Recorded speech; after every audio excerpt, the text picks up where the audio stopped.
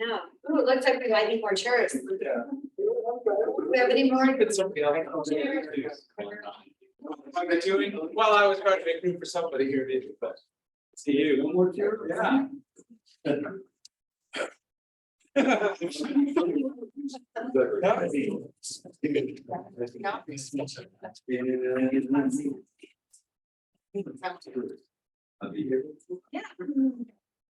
I forgot. Apartment in Minnesota. Oh, that's right. I can't forget.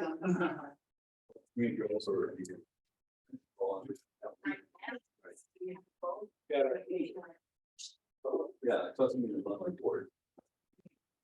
No. Really want to hang out with us.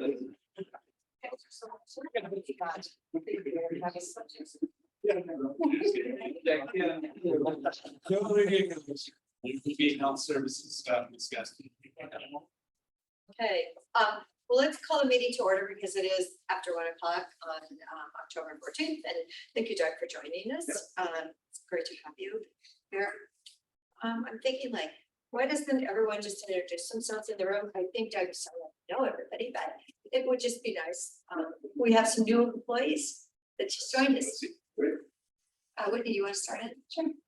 Doug and Whitney Hale are one of our two deputy administrators. Nick Levi, County Administrator. And Patty, their chair. And Tony DeBone. So thank you very much for you and your colleagues joining us. This is going to be a great relationship and setting up for next year's legislative session. That's the key to this whole barn burner. There you go. It'll be a barn burner. No, we don't want to burn barns. Robert, so Chief Financial Officer, my third week. And the Yes, there you Welcome. Brian Williams. John Kemp, no. Jessica, so. Oh, Yeah, Will Gross, Planning Manager, filling in for Good House UC. So he was this. And Patterson, strategic connection manager. Crystal, their property manager. Custody report. No, you have.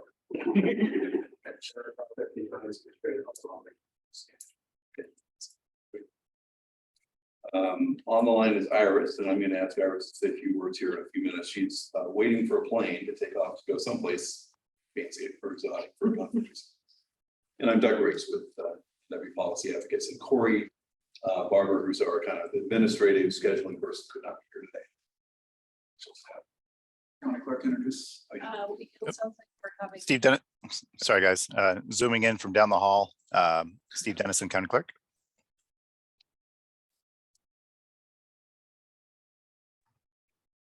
Hi, Angie Powers, Administrative Assistant.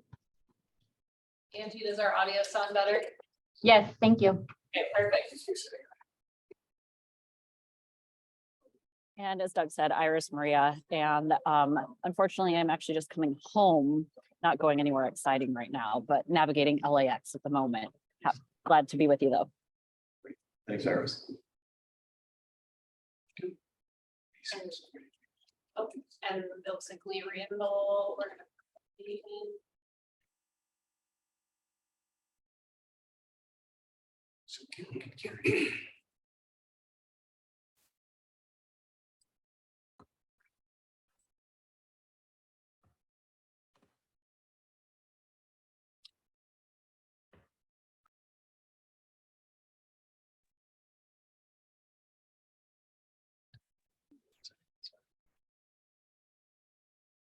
There we go. Jeff and Lee, we were just doing staff introductions. Jeff, I don't know if you want to go first. Oh, you're muted.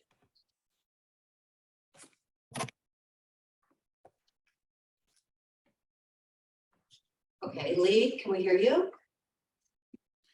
Hi, good afternoon. Lee Randall, Facilities Director.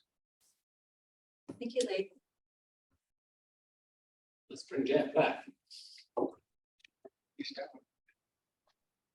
Looks like you're unmuted, Jeff. That's Jeff Hines. Hi, Jeff. I do. Nice guitars in the background. Reed love guitars, I hope. No? Oh, that's one of my high school classmates was involved. Oh no, these are just for display only. They're not good at all. I don't think they're even playable. But it's the signatures that you get on. He gets a signature when the bands come through. It looks impressive. Yeah, much more so than they sound. Okay, well, don't forget Thompson Guitars, they're world class. Yeah. Well, it's kind of an interesting day, and I feel like it's great to have all of the department heads. And would you mind if we listen to their department heads first? I just Sure, really that's would fine. like to hear what Let's they're thinking about, because it is long session. How successful can we be? Well, how about, I mean, any thoughts and guidance right now? So we're gonna have a governor's raise and a balance in the legislature possibly change. What's a good investment in time and energy right now?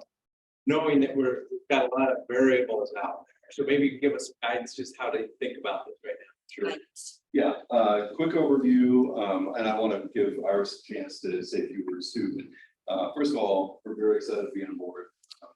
You know, for those of you who don't know me, I grew up in Redmond. I worked with Chris quite a bit when he was at his last job. And of course, know a lot of you in the room, super excited. So, you know, as a hometown kid, could not be more thrilled to be part of you guys. Our team, just so you know, is myself and Corey Barber, who's our admin person, does all our scheduling, will do all our bill tracking, be the link for any communications efforts and hearing reports, et cetera, and Iris. And what I thought is maybe we could have Iris to say a few words about herself. She and I partnered together on a variety of projects, and she's got a background in a lot of human services, health issues. So give her a minute or two to introduce herself, and I'll do the same, and then quick overview. Okay. Doug, you come sit over here. Then you can look at everybody. Sure. Yeah, maybe. Yeah, that's fine. We'll share on that side. So. Because yeah, even if big project, and I don't want to. Yeah. You want to just really awesome for you help you listening to the staff. Iris, you want to give us a few words, a little background? Sure thing. And I apologize for the background noise. LAX is obviously not the quietest airport in the world.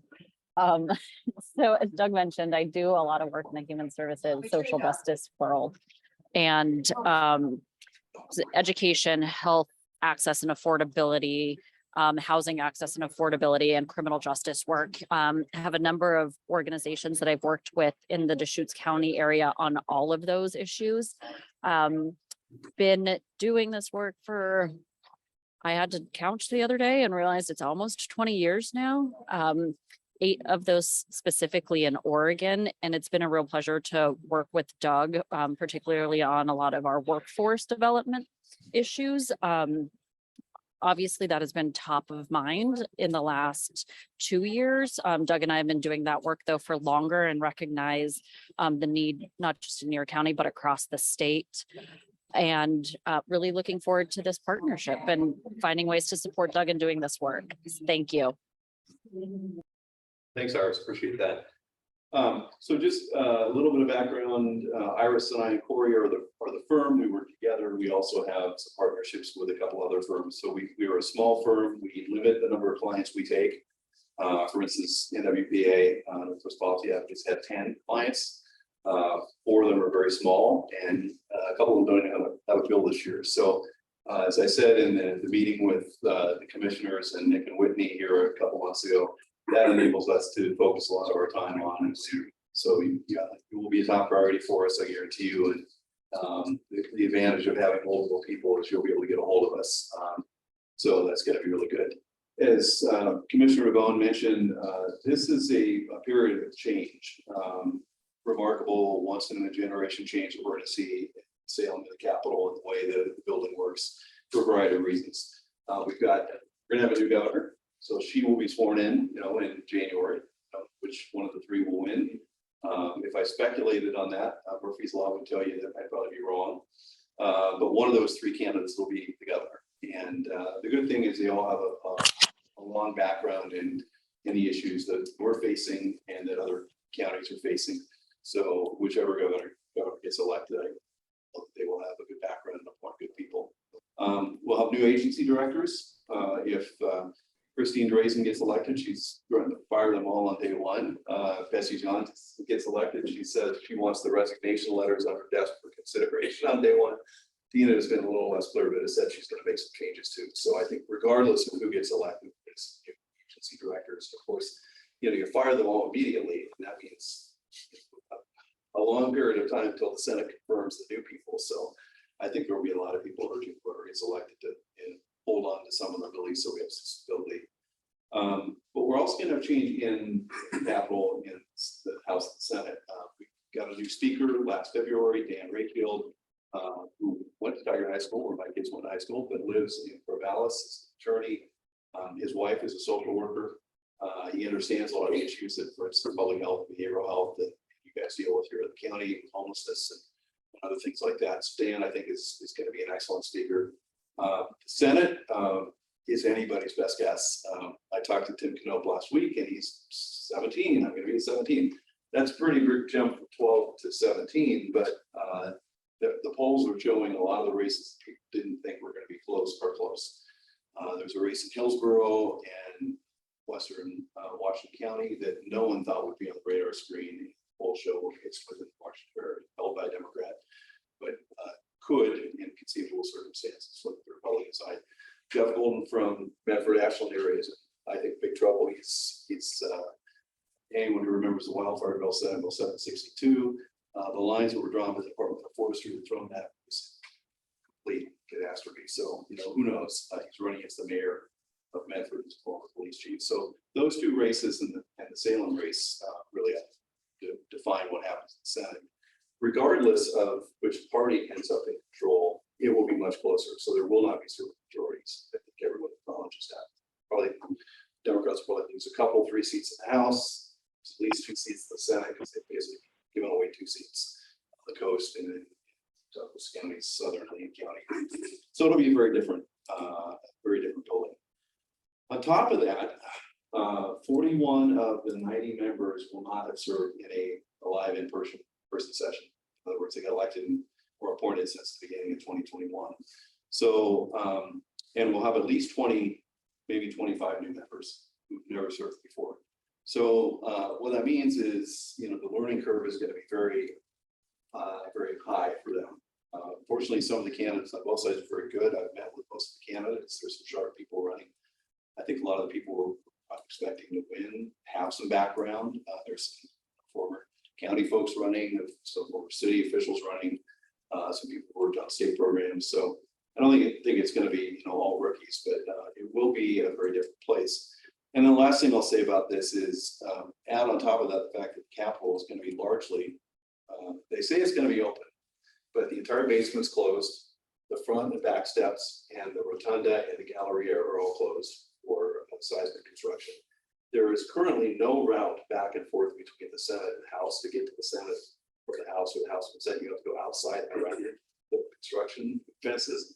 They say that by the time we start in January for hearings, there will be one hallway on the 3rd floor between the Senate and House galleries. So you guys have all been in the building before, most of you have, and the number of people in the building to fit into that one hallway. There would be 60% fewer bathrooms in the building because a lot of the bathrooms are in the middle of the building. No cafe. They're not planning for sort of coffee or food. So it's going to be a very, very different place. And I think that really is what leads into what I'd say just as an overall message, which is all the things that we tell our clients they need to do are even more important this session. Number one, we need to establish and we'll establish good partnership. This is not just about Iris and me going off to Salem with Corey and coming back and telling you what's happening in calls. This is about us working together as a team. I'll say from our experience working with COCOs in cities, I often hear things from, say, the public works directors, talk to their fellow public works directors who hear about a bill that's coming out before I've heard about the bill. That's great. I think if you guys hear information that is important, that's not surprising. And given the number of bills and the amount of information they're building, it's important that it's a two-way street communication. And that means that we'll be communicating a lot. So we're probably tired of hearing from us by the end of the session. Second thing is. We would never be tired. Yeah, that's good. Hopefully not. No. Second thing is focus is our friend in a session like this. Really, since we have so many new members, we need to articulate a very clear vision of, you know, what it is that the county wants, what's our top priority, or second priority, third priority.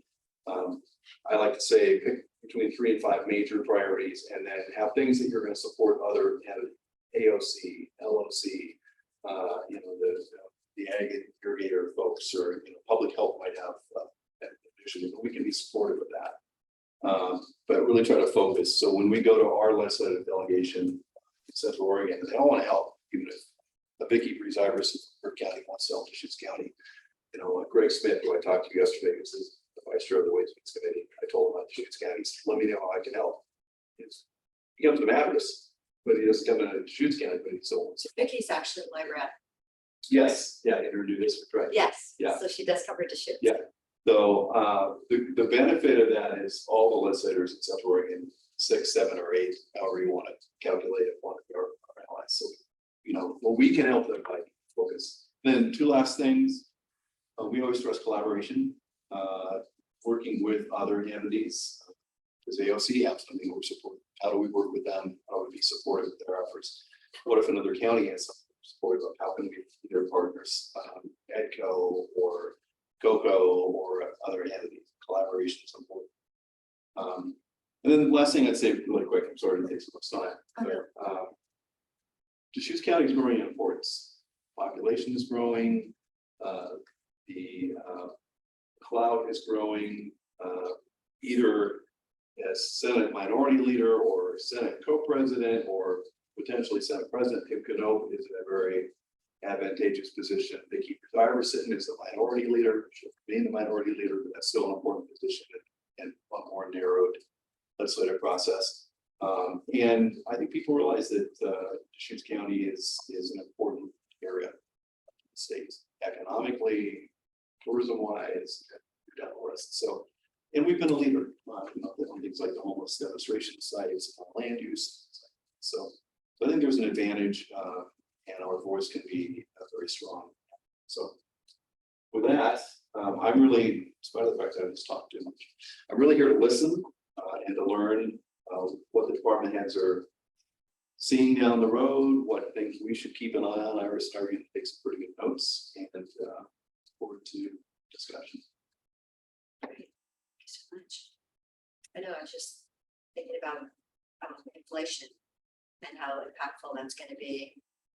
You know, how our gas prices have gone up, down, with Oregon have the biggest jump in the nation, and then it went down a little bit. So anyway, yeah, no, food costs would be something we're having to think about. Do I want to start? Do you want to wait?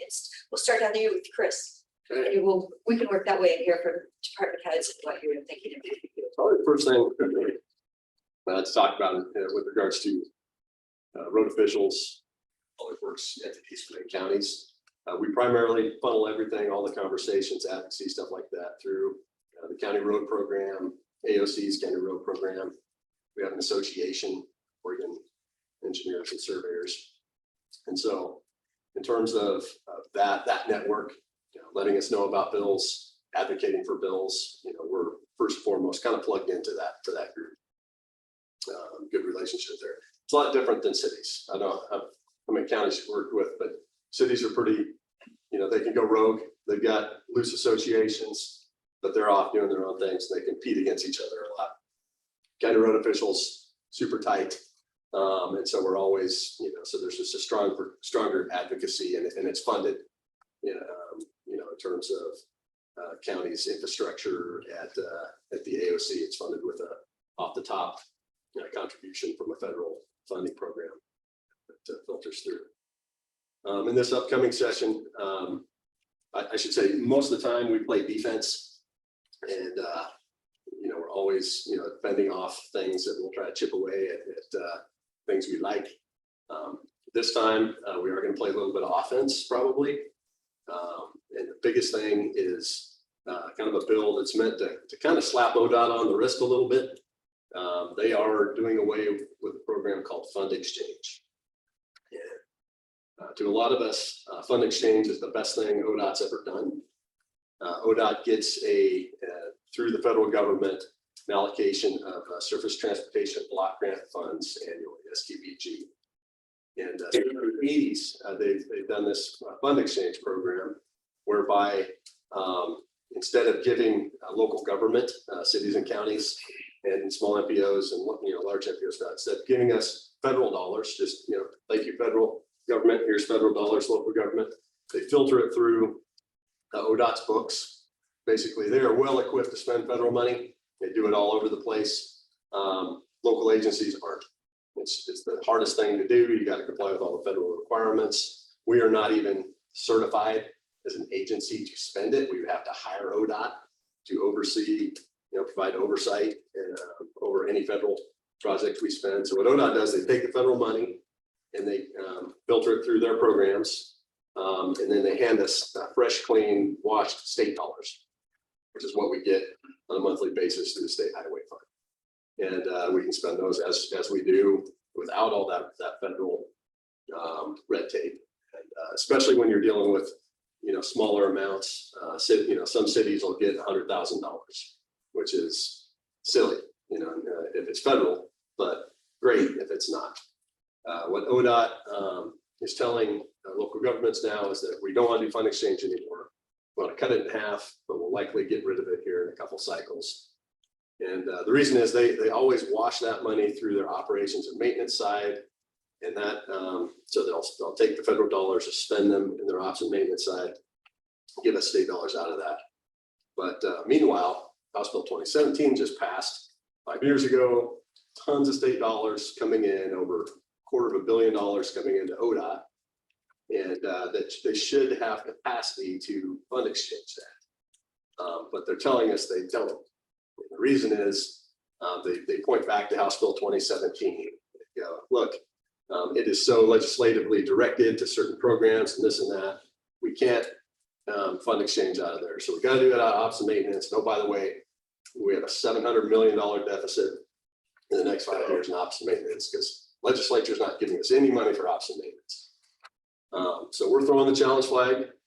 We don't think they're being creative enough internally. We think they could do it today if they wanted to. But second to that is we could jump back into House Bill 2017, just like it's been done at every session since it's passed with a modification. Change a few words and allow that fund exchange capacity to occur within those new state dollars or the other $1 billion they get annually, and to exchange what amounts to $40 million in federal funds. So that's kind of a bill that we're crafting through the county road program, AOC. We've been a part of the legislative committee, board members. You may have heard about this, but that's what fund exchange is. And like I said, it's the best thing they've ever done. They want to take it away, and we're not, we think there's an avenue for it to be successful. And it's a win-win. ODOT, if we all get federal dollars as counties and 40, 50 cities, we have to hire ODOT to spend it for us. ODOT doesn't have people to deliver these programs, especially with how hard it is to hire people. And so that's what makes it extra frustrating. So we're gonna craft a ledge concept, work it through, and that's just something to be aware of, eyes and ears. Yeah, it's good. How much is the fund exchange total? So it's $40 million annually that ODOT then shares with small MPOs, counties, and cities. And do you know who's drafting the bill for you? What legislators drafting? We do have one as a placeholder. I can't tell you off the top of my head. That'll be the House Joint Committee on Transportation co-chair Susan McLean is still there, but Lee Meyer, who's been appointed to the OTC and is leaving a seat at the end of the year, is gone. So it remains to be seen in the Senate Joint Committee on Transportation chair, or whether or not there will be a joint committee. There might be a Senate Committee on Transportation and a House Committee on Transportation like there used to be. Right. So it could be a split. So if you don't know Mallory Roberts, second bill, and this is one that we've tried numerous times, but we're kind of starting to figure it out. Counties are prohibited from collecting any sort of revenue from utilities, very much unlike cities that have franchise agreements. Counties don't have the ability to do that. It's strictly prohibited in statute. We're not asking for the ability to do franchise agreements. What we want is fee recovery, so that when utilities come use county rights of way, we have to process plans, inspect, kind of continue to monitor over the years, so to speak. We don't want fee recovery in the way of just, plan permit fee recovery. Utilities hate any thought of this, any thought of counties, even dipping their toe in what is sacred ground, because they get battered in the cities, the franchise fees, all that stuff. The counties, they've got a free pass. There are utilities that are coming through the state that use county roads, and they're connecting data centers in California to data centers in Washington. And, we finally think we have the talking point to sway a few people. So Deschutes County is having to expend resources to process permits, go out and inspect all the work that's taking place as these broadband companies and others, kind of go through, and they like county roads because they're lower traffic, a lot easier, don't have the utilities occupied the right of way already.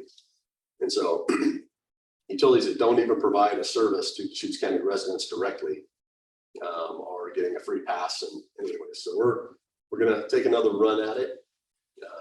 I don't anticipate it being successful, but we've got a better way to describe, a real issue that's causing us, blame the bad guy in the room are these out-of-state utilities that are just driving through the county. So just want the ability to do fee recovery up to board discretion. So something like that. Other than that, we've got your normal defensive bills. I think you're probably aware of. Probably, there's attacks on SDCs, especially in this environment. There have been work groups that have been assembled to kind of frame the issue in the last few years. And there's just a whole host of other little things, that could crop up that we've seen before. The 5% for bike ped is another one that we have our eyes on. Currently, it's statutorily it's 1%. This would go to 5%, which doesn't sound like a lot, but it can be. You through certain limits. So that's road stuff. I was just gonna say something. I tried to get in through Connect Oregon funding for Burlington Northern in Klamath County, Gilchrist'ville. They needed a couple $1 million. I think we have like 180 family wage jobs there now. And if you could find out if that's happened, it was below the line.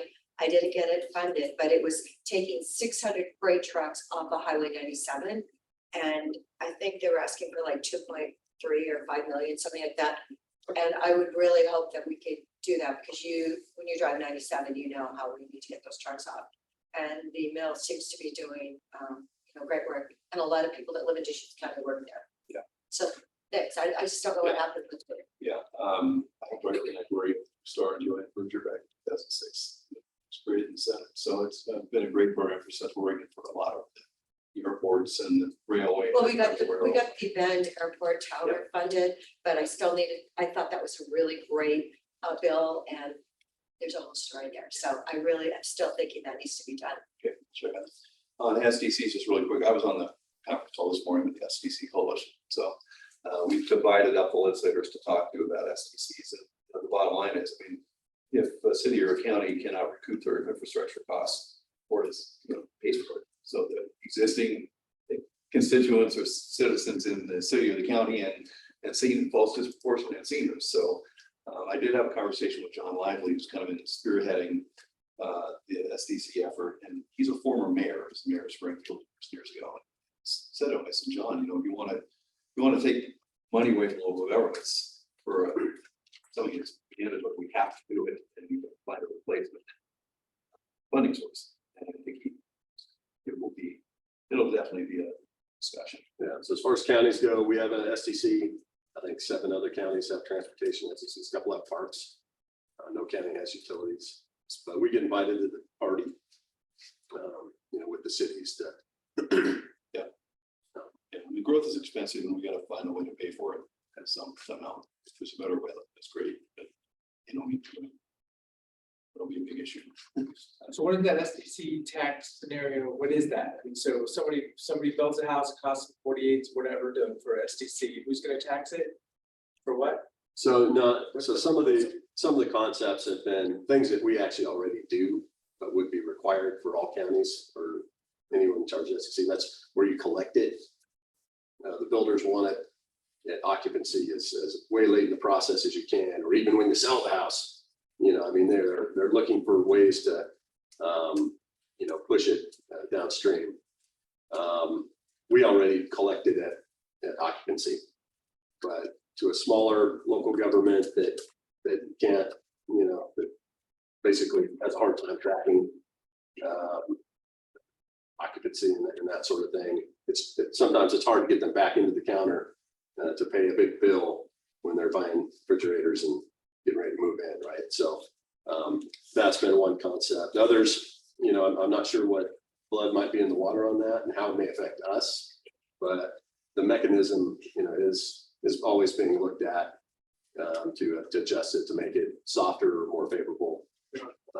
And where the other. The big issue's been, is it a one size fits all? The state tells every county, every city how to do it. And that's been, I think, the angst with a lot of local. I just thought you said tax on estimates. A tax. A tax. Yeah. That's why I was asking. Yeah. Okay, I got it. I understand the Yeah, concept. okay. Yep. So. Christie, I'm done. Yeah. Thank you, Chris. Thank you, Chris. Now we go to Christie. We'll meet again in a month after all that. So until recently, I was on the board of the Oregon Property Managers Association, or still in the group or in the association. We're an associate of AOC. And our group has been interested over at least the last 2 years. There's been a bill that's died. I'm wondering if it's going to pop up again. That would basically change the allocation of tax foreclosed revenue. And so we're really interested in that for many reasons, but one of them would be logistical finance nightmare to manage it, how the bill's been presented. So we you know, we would watch that. And of course, you know, work with our commissioners to do for the best interest of the county. Makes sense. But the other thing I think I'm interested in, just because I'm in a support role, is anything to do with housing. A lot of our property management goals are related to our commissioner goals, which a lot of that is just in ways that we can do things to help with housing. So, all I have to say, that was quick. Yeah, good job. And Sarah actually joined us, and I see Kathleen up there. So should we ask, do you guys want to introduce yourselves at this moment? Thank you, Sarah. Hi, I can introduce myself. I'm Sarah Crosswhite from Deschutes County 911. I'm the director. Did you want me to go on? Well, if you want to right now, sure, why not? How are I we could. doing? Okay, so we have the APCO Legislative Committee, and we have somebody from Government Relations Strategies that works with that committee, and that's for all 911 centers for Oregon. So what she'll typically do is put together all the bills that may affect our 911 centers in Oregon, anything that may be coming up. I haven't seen anything from her recently. She stays on top of everything and then lets us know what may be of a concern. I think the one thing that may come back up this year, we had a bill, I forget the number, but it was for PERS. And that was a request for the telecommunicators to be able to retire at 25 years, like police and fire. That's been a big deal for the last several years, and I think it's going to just keep coming back up. Right now, they could retire at 25 years, but that's going to be with a percentage hit. And so I think that's the one that I know of that may be a big deal that comes back around, but I'm not aware of any others at this point. Thanks. Yeah, 911 has been an issue over the years in Salem, the rate flexibility for counties, local governments, et cetera. So we've got. Well, and staffing right now for public safety, you know, this is 911 floor, but we're seeing that also in just our rural fire protection district, Lupine Fire. They're just understaffed. So that, you know, that's not county, but I'm just acknowledging that, you know, it's all over the place, but public safety, 24-hour operation type facilities gets pretty critical when you're always down a few people and people are required to do overtime. So Sarah, how is your number right now? And are you down from the 1,000 calls? So yeah, we're down from the 1,000 calls. So actually the change in weather for fall has been a little bit nice. Our staffing number, we are still at 11 vacancies, and we have a retirement that was just announced for December and a couple other people that have applied elsewhere. So it's pretty rough. We're having challenging times right now. Gosh. Before we get too far past property, I did want to mention, I'm not aware of the proposals, the legislative proposals about allocation of tax foreclosed revenue that Christie was mentioning. But one thing that I became aware of last year was that Multnomah County has the flexibility to take the tax foreclosed property revenue that they're receiving and invest that into projects that address housing insecurity. And so what I heard was that that's as simple as in statute right now, it says a county over 600,000 people is allowed to do that. If we could drop that down to 200,000 people, then we would have the option to do that as well. I talked to a number of the other taxing districts, school districts, cities about this, and the city of Bend, kind of shrugged their shoulders and says, yeah, like getting that $20,000, $50,000 check is great, but can't really do anything with that. If you kept that in a larger pool and used it on projects that address housing insecurity, it could have greater impact. The school district said, when we receive that money, we just have to send it to the common school fund anyway, and then we only get a fraction of it back. So if you want to keep the money, all the money here locally, and apply it directly towards our housing needs, that they thought that was actually good. So that's, if somebody else is already opening up this can of worms of tax foreclosed property revenue, then I would want to push for us to be able to have that option on the table.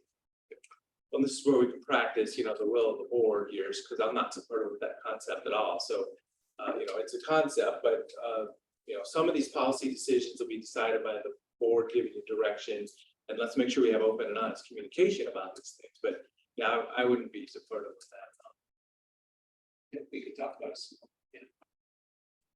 it. Thank you very much. Okay, Kathleen, would you like to introduce yourself? Sure, thank you. My name is Kathleen Hinman. I'm the HR director here. I guess a couple of things. I mean, clearly there's been a lot around compensation and employment the past couple sessions. And so we continue to kind of look at that, specifically around the compensation, the Oregon Pay Equity Act, and as pieces come forward, other legislation like we saw with House Bill 4004, where we have to kind of keep that in mind as we start looking at all of these different types of sort of employment or compensation issues or other bills that come forward. So, kind of watching that closely is something that we tend to do right now. Anything regarding organized labor, we've got 7 different, we have 7 different employee groups, 6 different unions here. So lots to watch. And we do tend to see, Sarah mentioned, and I anticipate seeing it again, the request from the 911 associations to be considered PERS eligible at 25 years. We saw that same thing with our deputy district attorneys, not ours, but the states. And so I anticipate that those kind of continuing to come up. And then there'd been a little bit around some law enforcement, some details on how due process was applied there. So I'm curious to see if those resurface this year or not. I think, as you're aware, we have a self-insured benefit plan and we have a pharmacy that we run as well. So we do tend to watch legislation around that in human resources, which isn't necessarily typical of all HR functions. And then, the biggest thing that we're looking at is the Oregon paid leave and kind of watching what goes on there. They're still finalizing rulemaking around that. I mean, I think it's pretty final. They're implementing and putting out procedures and information for employers. So we just continue to watch that as that comes out. Kathleen, I'll just make a couple comments. First of all, the Pay Equity Act is front and center in everyone's mind.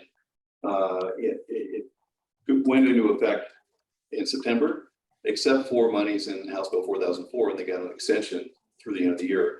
But there are an awful lot of entities, including police and fire, who are saying, hey, this is going to prevent us from losing people in the first place. We're going to lose people who go elsewhere out of state because they can get a bonus or added retention bonuses as time goes by. And then it's going to also hurt a lot of the behavioral health. And I also work with a lot of the nonprofits in being able to attract employees from out of state to come here. People do tend to want to come to Oregon because it's a beautiful place, but if they go elsewhere and get the $10,000 bonus or the pay retention, they might go elsewhere. So lots of discussion about that. And the second thing is, you're right, I do know a little bit about self-insurance in your pharmacy because my wife works for David's Benefits Planning. So I've heard of, little bits and pieces. I'm not a healthcare expert, but she says to say hello. Yeah. So I never heard of self-insurance and running your own pharmacy until she started talking about it a few years ago. So now I know a little bit about it. Thanks. Great, thank you so much. Jeff, do you have your sound? Is the sound working now? Do you want to take it over? Yeah, hopefully everyone can hear me. So Oregon Fairs are paying attention to a couple of items for this year, anticipating that we'll see the return of some animal rights bills that would be disastrous to the ability for fairs to operate and do what it is that what's at our core is the ag education program. Last year, that bill was HB 3008 by Representative Rob Noss. It didn't make it to committee, but likely something like that could come back around in this year or future cycles. So something that Oregon Fairs Association, our group that we're part of, certainly tracks. Then the other one that we're likely to bring forward or that OFA is working to bring forward would be a funding bill that would probably look to mirror HB 3173 from last cycle. Fairs receive a portion of lottery funding that's been capped at a set amount for a significant amount of times. The bill would trade a reduction in the percentage of funding received in exchange for cap relief, so that cap would be removed to allow for an increase of the funding for fairs across the state. All 34 county fairs and the state fair would benefit from it. Doesn't necessarily have it certainly benefits Deschutes County because the funding would increase. It's less important for us, right? Our county made a significant investment into the property 23 years ago, and we have the nicest property, well, I think anywhere but in the Northwest for sure. But many of our partner fairs in other counties, if in the Jefferson or Kirk County, that's more representative of what fairs across the state look like. And fairs play an important role in emergency response, and we saw that over the last several years with fire response, COVID response, and other activities. And so some of the fairs are literally unable to provide that service to their communities because their buildings are not safe to occupy. So this would provide some level of increase in funding to those fairs to be able to support their operations. So it looks like that'll come back around, and I think it likely will be a bill presented by Representative Lively, I believe is what it looks like at this point.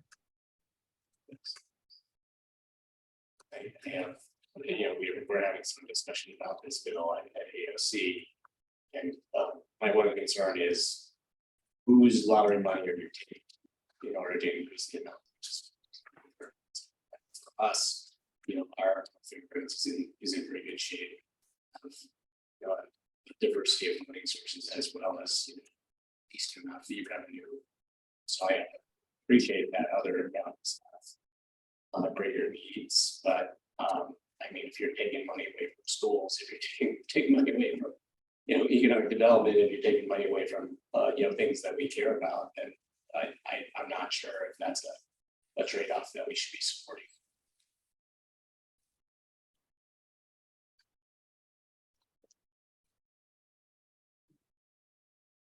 Okay, well, I was at the Lake County Fairgrounds for a funeral service not too long ago, and they definitely could use the funding.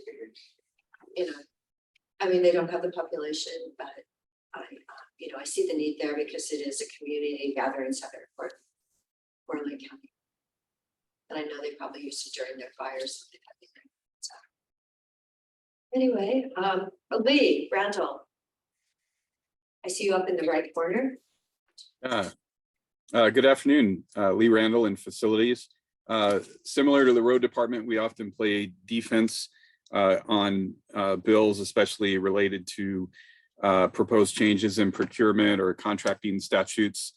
And then the second area that we'll be interested in, we are currently in project development for the courthouse expansion. We have a general contractor on board and a design team and an owner's rep.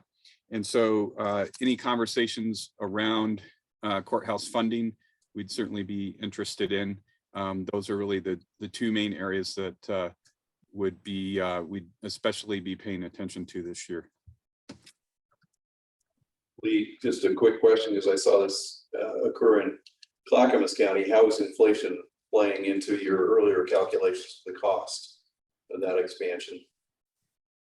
It's proved very challenging, and so we actually are scheduled to meet with commissioners in the next, I believe, a week or so from now, a week and a half, to provide some updates. Our team is currently working through our latest estimates based on the programming, the results of the programming phase. And so, yeah, we've experienced the same price increases that construction projects have seen statewide. And we have, a number of other construction projects that are currently underway or in process. And those price increases are affecting those projects as well. And the reason I ask is I've had conversations with a number of legislators about recognizing that that's a problem. So, when they have allocated funding for projects in the last 2 or 3 years, and now we're finding that the money that they allocated is not sufficient to actually complete the project. There's talk about, is there an adjustment that could be made? I mean, the state has $3.53 billion in reserves. They have extra bonding capacity. So what can the state do to be a good partner with counties, cities, infrastructure? And they're facing the same thing with House Bill 2017 and the road issues. I mean, the Abernathy Bridge cost over the 205 bridge has gone up by 30% since the initial estimates. And they think they can adjust the tolling to be able to do that, but that's proving to be very unpopular for the people who live in Westland, in Clackamas County, and Lake Oswego. So, I think the legislature might take a look at infrastructure and inflation and see if there's some kind of overall mechanism, because it's not just the Deschutes County Courthouse. It's the board. While you're on that, our partnership project with ODOT, it's a House Bill 2017 project, Terrebonne, same concern. $30 million budgeted, potentially $40 million price tag. We're providing 10 of that, so we're tapped out. So we'd love the state to recognize that.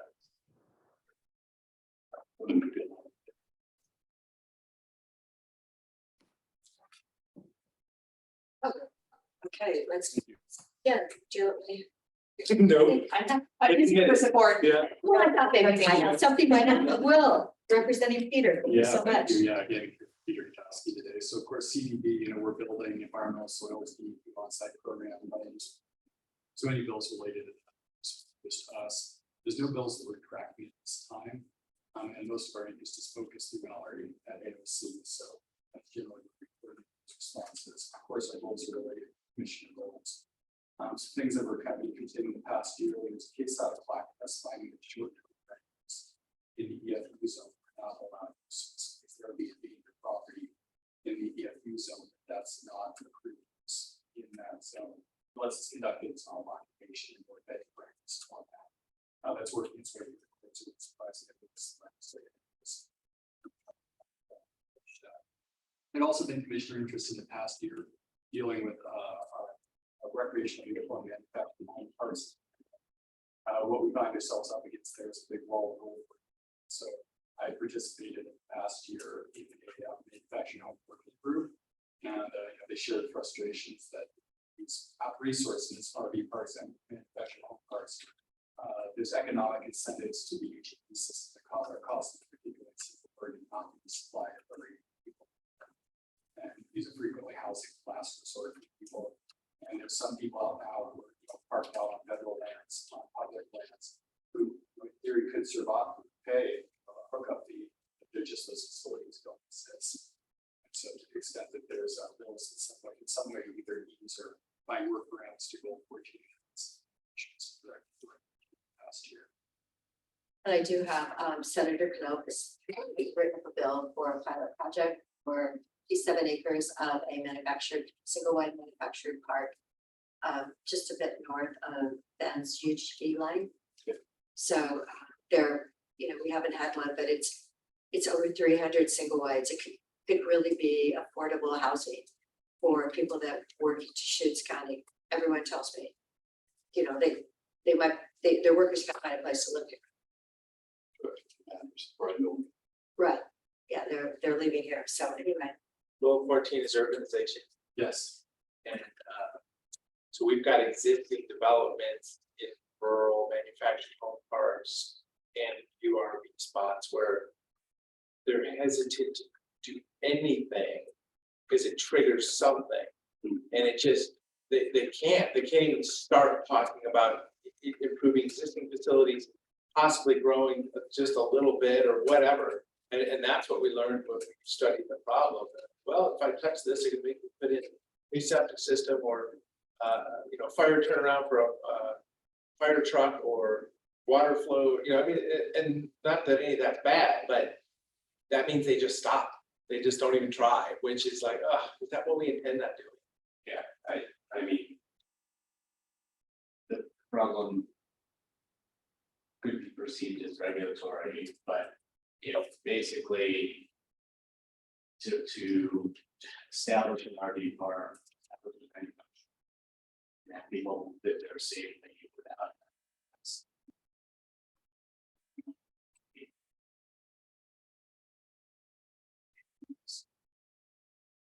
Basically, if it was actually cost rather than a matter of whether you're allowed to do something. If you're allowed to do something, it's just that it would be very expensive. That's expensive for you. Then, I think it's an issue of subsidy and investment versus an issue of regulations. I think it's important for us to dig into these issues. From that perspective, to really understand whether it is regulatory. Just requiring people to do what they need, requiring people to do things in order to have a safe is cost prohibitive. That requires a different kind of policy solution. Subsidize. And Peter and I had met with the owners of Green Acres. It's an older manufactured home park up by Redmond. And they had some additional property. We, looked at it, tried, because we were trying to expand the capacity of affordable housing here and couldn't figure out a way to do something for that property owner. So, looking at all the different things. It's really unfortunate because that is affordable housing. Yeah, lost a lot of manufactured home parks in the state in the last 25 years. There have been a couple of efforts to bolster manufactured home park stability, I guess. One was a bill that we passed a few years ago to allow the tenants to buy the parks. I think one of the ones that as long as we're on the RV issue really quickly, I think I mentioned this, but there was is the county dealing with the abandoned RV issue outside of the GB? So the city. It's a lot more expensive over in like Polk County. I remember they have to pay like thousands of dollars to get it moved out.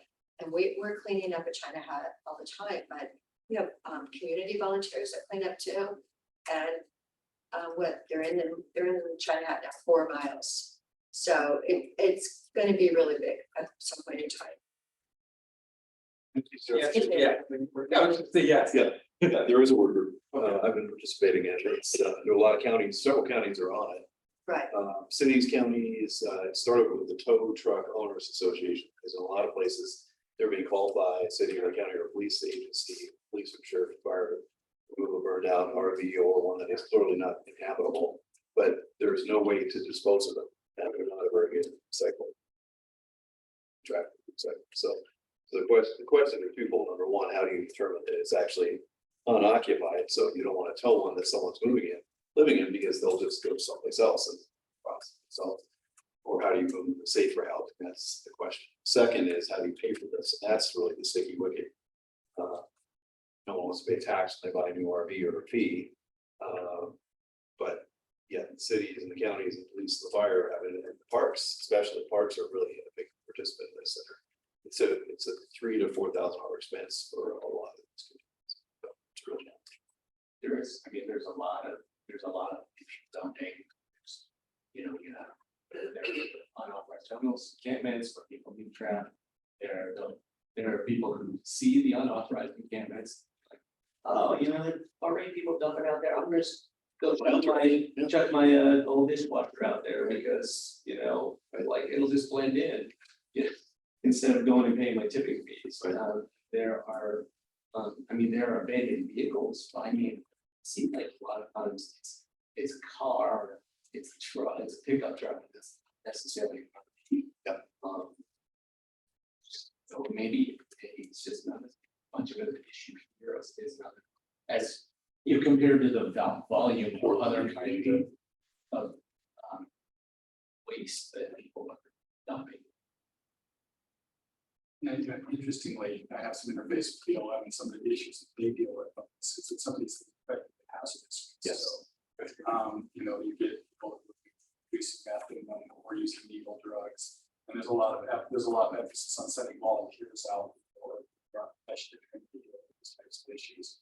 We know these it's pretty difficult. Sure, we'll run into the same issues. Yeah, BLM and Oregon Department of Forestry, U.S. Department of Forestry, all table in the work group.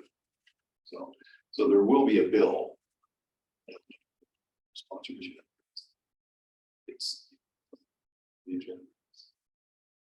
Congressman Betts has actually met with the head of the U.S. Forest Service last week. And because of China Hat and the issues that it's only getting bigger. And I believe that he's made a commitment to come out here, take a look. So it's taken a couple years. Circle back. To the impression that there is going to be a lot of focus on affordable housing. And you know, what can be done to facilitate or bills. I hope that we can make the manufactured home parks marketized, given all the regulatory constraints and basically the economics of it and the subsidy. I feel like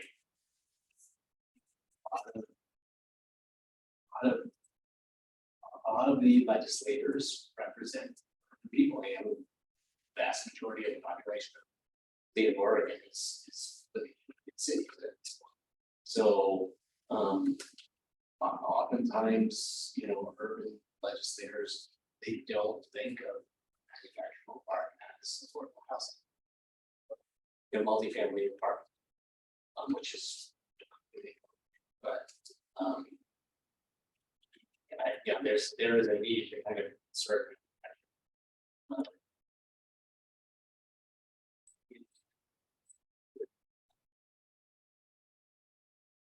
Be elevated.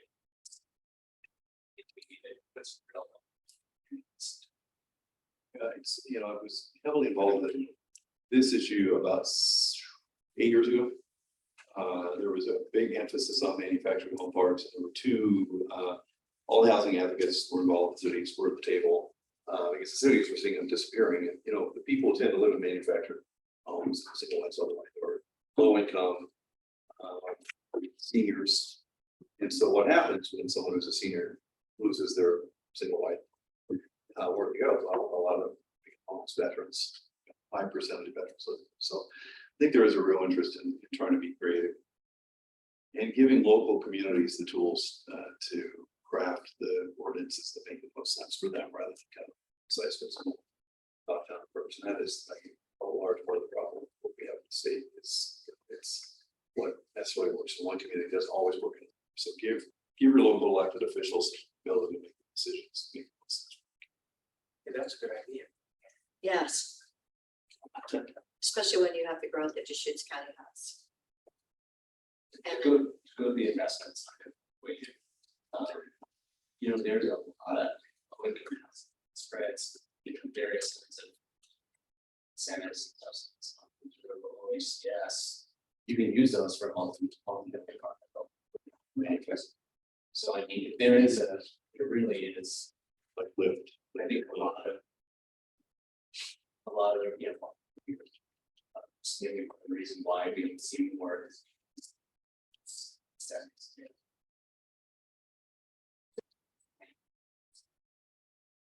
That was something that came up. There've been some efforts to encourage these teams, manufacturing home parks to be provided within UGPs.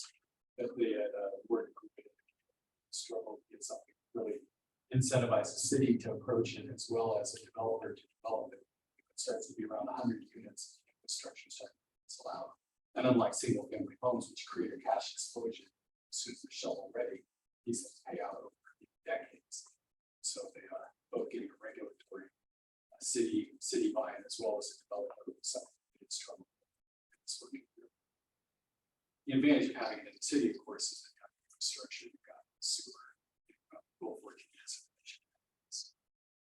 a state group called CASA, not the CASA that we all know for kids programs, but Community Shelter Advocates, CASA, the city of CASA. They've been kind of a leader on this for a variety of years. So at some point, I chat with them and see what good ideas they come up with. What are the kind of groups.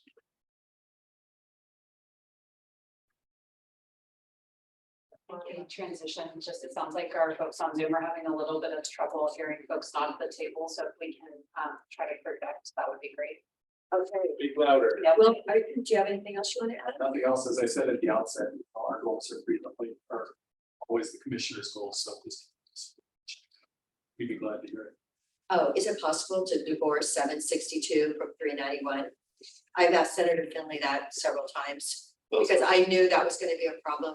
And you know, the ADUs, we have someone with kids that you can do ADUs. You know, you can just go and order it. And the Bed Chamber did an excellent promotion of educating the public about ADUs in the city of Bend. And I'm just wondering, is that at all a possibility? Would that be more problems than it would be worth? Haven't heard anyone suggest divorcing those two, but I've heard a lot of talk about Senate Bill 762. So, Forestry Department had to pull back the lines after the great outcry. That's impacting a Senate race or two. So, Oh, that's right, Senator Golden. Yeah. Yes. So I think there'll be a lot of discussion. 762, but I don't know about whether or not connection fire hazard lines, etc. Could be. It is topic, but I can. Okay, well, it just seems so unfortunate. It, you know, testified for it for 3 years. It gets passed, but they put it with 762, and then I thought, oh, this is gonna be a problem, and it's Oregon, and it's a problem. And we have probably up to 8,000 ADUs could be built, and some of them are already here illegal, so they could be made legal. Few of them. We definitely see constituents. One of the things, so what 762 says about it is they have to be part of defensively spaced based on higher extreme mount 762, or if not higher extreme mount, it can. You don't have to meet those requirements. That's something that we hope was in the existing legislation, but it's not. Was a provision that would say, well, look, you know, if we don't know what the maps are, if you want to move ahead, just part of it. You know, you're going to be right in either case. Maybe that's sufficient possible. Right. And it seems like it would be relatively controversial to say, hey, we want to meet the standard that we require. If you were subject to the hazard, there's going to be a few people that have over-armored against the fire hazard, at least it lets them. Okay. That's more of a patch than it was. Right. Yeah, it seems like a decrease. Just a separation. Yeah. Emma. This is high on AOC radar because having been involved with this for years, AOC is highly aware of this specific issue, and given this low hanging fruit. Housing, a significant portion, everybody gets it, and no, and so when I was one of the lead people working on this 2+ years ago, we talked about exactly what Bill said. Let's just make it as most restrictive as possible to do this until such time we can figure out the state's wildfire mitigation plan. Everybody pulled that back, said, no, we can figure it out now. So they connected it at the very end of the legislative session to Senate Bill 762.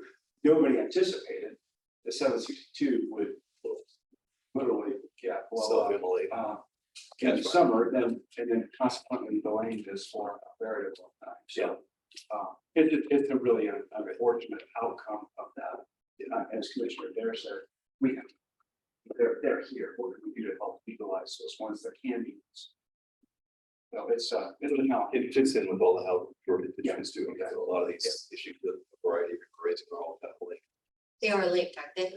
Yeah, they're all linked. We just, yes, great.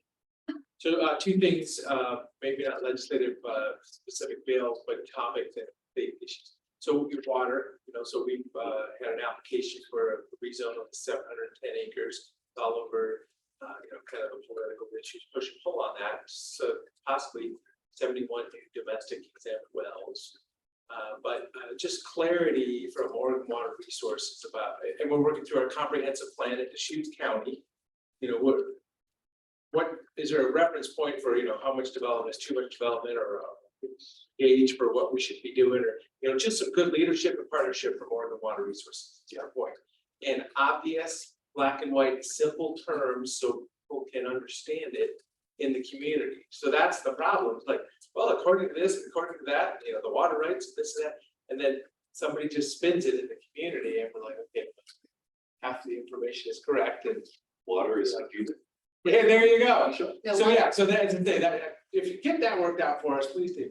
But just we're always engaged in that. So that's just bringing that topic up. And I'm an advocate for agricultural, big decisions there. It's Western water law on top of the, habitat conservation plan at the federal level and water allocation. So we know it's a lot of litigation there. So, but if we're not wells for weekend, right?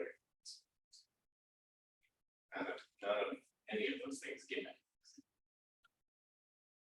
And the exempt well apparently is allowed 15,000 gallons a day, but for the average home, they use 450, and then if they're irrigating to half an acre, that goes up to 1,500. So the range is really amazing. Water is our goal, and but I believe Representative Owens has 30 bills that he's dropped. He is, the water expert, the hay farmer from Ukraine. So whatever we can do, whatever seems to make sense. I was really disappointed last year that nothing really got through, I believe. And I think that, oh my gosh, it's about time. Something's got to happen. It's, as you all know, we've had a pretty collaborative process on water conservation and mitigation and middle Deschutes restoration. But the ACP has thrown, some big challenges in. A lot of communities, I think I've seen you guys talk about, the illegal use of water outside the UGB for marijuana farms, et cetera. It's been an issue a lot of counties are facing. Got to deal with that. And I think I mentioned at to all of you, the COCO is working with the irrigation districts and agricultural people on a juniper thinning riparian zone restoration, stream flow restoration, conservation bill. And Representative Owens is very excited about that, as Representative Helm, because all the OSU studies, the national studies, the Western studies, the BLM studies all say the same thing, which is the excess growth of juniper, not the historic levels, but the 1,000% increase in junipers that's based on basically a dewatering of both the shallow groundwater and also a lot of the small streams. And they eat up all the habitat. So city grouse habitat, mule deer habitat, other habitat, etc. So I think water will be a big issue. There has been a water committee in the House that Ken Helm is the chair of, been folded back into the Ag committee, but I thought that thinks that they'll probably either have a very active subcommittee or they'll recreate the water committee. But either way, water is going to be a big issue. Does his rates look like when again? No. No, I mean, because I've been working with him on those kind of issues that I just. Okay. His rates with the primary. He's worried about primary. But now he's All right, that's good to know. Well, it just seems like, you know, the juniper, I just can't believe that they've just taken over. And it really, you explain to people and you pull the juniper that's like that tall, but the root is like that, you know, you get it. That it's, they're taking over. It is, no one thinks that juniper problem is a problem for Central and Eastern Oregon. But for Deschutes County, the water angle is not as strong because the area is around where the ground is, yeah, it's. Go, just go over into the Great River Basin and you do some juniper work, you will have some real evidence.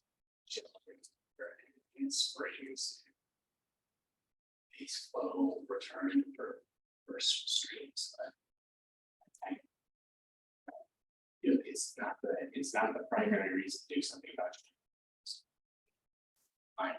Yeah, and I think the group that's been working on this probably agrees this, but it's there are areas in Deschutes County where it's impacting tributaries, riparian zones. So what the key with this bill is going to be, let's target the areas where we get the most impact. Probably that's mostly in Cook County, right? And Jefferson County farmers. Let me tell you one summer leaf and some progress, but there are probably a few areas in Deschutes County that benefit from it. So Mackenzie County definitely benefit. Yeah, you want to get right up close to White Juice Creek. Yeah, that's good. Which is a good example of the progress we've made. Restoration of the whole area. So we'll be celebrating a state land use system 50 years next year. It's at about 100, right? And conversations starting to happen.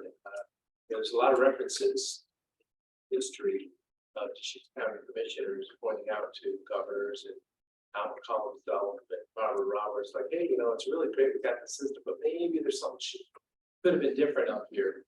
We have some parcels that were zoned resource land, probably just the catch-all at the time because we didn't do a lot more analysis. So there's some privately owned land out there that, you know, might have benefited from a big book, which is what 10, 12 years ago or something. And you know, we're so proud of ourselves for stopping or whatever, but maybe, you know, we've got housing issues, so maybe there's something to go. So I'm just, you know, sharing some of the words I would use around that. If it starts to resonate in the legislature, let us know. Yeah. And we'll have our discussion because there's different opinions here. Yeah, I think, you know, the common theme cross party lines, and I just talked to Julie Fahey, who's the Democrat, Julie Springfield, has been the housing chair and is now the House Majority Leader. She acknowledged that it's time to see, can we allow a little more flexibility? For instance, the pilot projects that ended up in Redmond panels. Is there an opportunity to use that as a template? And that still hasn't made it easy to Redmond, but there are RFP out for master development. No one bid on it. So challenges remain, but is there a way to make the system a little more flexible and a little bit less time consuming? Because by the time you get through with all the processes, sometimes we're in the elderly. So what are the opportunities? People are going to recruit it down. It's the demand for that. It'll come back. That's certainly what it's. So just one more real specific thing in the realm of land use is tweaks to House Bill 6 for us to show their site. And we have Central Oregon villages. They have this little strip of land in between two churches who are both open to hosting a little bit of safe right outside the Bend UGB, right outside the Bend UGB. And you know, they kind of the two churches said, well, what about using the land right in between? And the landowner is open to it, but it's yet to use it. So we could, you know, still 2006 allow an emergency siting, shelter siting that already within incorporated cities. So you could get that tweet to say, hey, how about within a mile of the UGB in the city as well, we're regardless of zoning. I think it could really open some opportunities for us.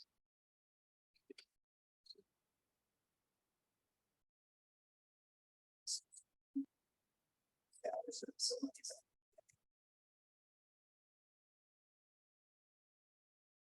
Okay, Janice.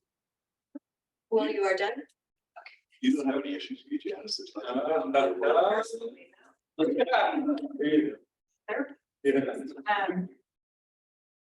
Okay, so we work with, I think, NWPA is the organization that is, it's also. No? No. Different. Yep. Okay. Yep. Same acronym? Probably. First, it's hard to pick a new name. We were Northwest Grassroots Communications for 20 years. I decided to change the name, and all the names I wanted, someone else had. So I think it's like one word. Different. probably. I Okay. think it is Northwest Public Associate. it's Phil Donovan, Laura Curtis. I know. Yeah. Yeah, I know. Yeah. Amanda. Yeah, I was curious Good about friend. it. Yeah. Northwest Public Affairs. Affairs, Yeah. right. Okay. So we met this morning for our first legislative. Typically, for all things IDT, behavioral health, we're working with BOCC and HP and Northwest Public Affairs. And then Tom Kuhn works pretty closely with CLO for all legislation related to public health. And I think we're going to continue that this year. So we'll probably get Tom, right? If that's. So in terms of behavioral health, there were just two bills highlighted. One is a revamp of the workload model itself, which is the model that sort of costs out what is it required to do this work. And then there's a policy option package that Right, Edie. for behavioral health, there are literally 12 bills that are on this list. I'm gonna try to sort of there's a legislative concept to extend and expand the sort of model. That's something that's for we are a county that has a CCHC benefit. That's valid.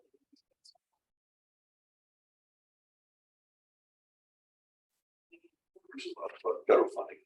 Yeah. There is a. Yes, the question is your CCBHC, the working with Mosaic or FUHC? We work with both Mosaic and with so That's we right, work with our Mosaic. FQH. There is a bill that Multnomah County has put forward to do a cost analysis of all the services that's probably related to a public other legislation about our working on, which is really considering whether or not to do what we have done for public health modernization and what we've done with the workload model, which is actually saying we're asking counties to provide required services you never actually cost us amount via a workload. They operate under enormous number of things that have never been sort of assessed in any thoughtful way for real cost. So that's just I don't know, with 12 bills, our time would get all those bills forward, but that would be useful. There's a placeholder bill for additional funding for behavioral health residential facilities. That's actually really important in relation to the aid and assist legislation and the bill that the OHA is putting forward related to Dr. Final certifications on the component study. So the OHA is not letting anyone see their legislative funds. No one's been able to look at it. We've asked, meaning NWPA has asked, the SDG has asked. That bill is critical for us to watch as a team because it's a bill that will put us into a cost sharing relationship with consequences in county that will not be able to place people who the hospital wants to discharge who are on aid and assist. So the scenario is October, the housing dollars have not worked yet. So no housing. wonderful investment. Probably 2 years out. And in the meantime, if community mental health programs and counties can place individuals in the hospital list, they would go back to the. We then have a cost sharing penalty that the county has to pay for each day. So that's one of the recommendations that the OHA is. It historically was the case. It was abandoned because it didn't work and unfairly took money out of the community mental health system and really to do the work. So this is on the table again. I think the position that ASCHP will take is if you're going to do that, it's delayed to that until time has passed and residential beds that for those people that are actually right now we don't have that resource. So who do you pay the penalty to the state? You pay the penalty to the state. State's creating the problem. I want to charge you a penalty. Well, they would obviously don't see it that way. But we would agree, and I think one of the legislative concepts that we have asked to give some consideration to is actually having the OHA or the CCOs hold of resources and the responsibility of these people in residential placements. Right now, that relationship isn't connected, and so you burden one entity with responsibility, but you place the resources elsewhere, and then you can't apply for other parts. It's not an effective way to have someone holds the actual fall.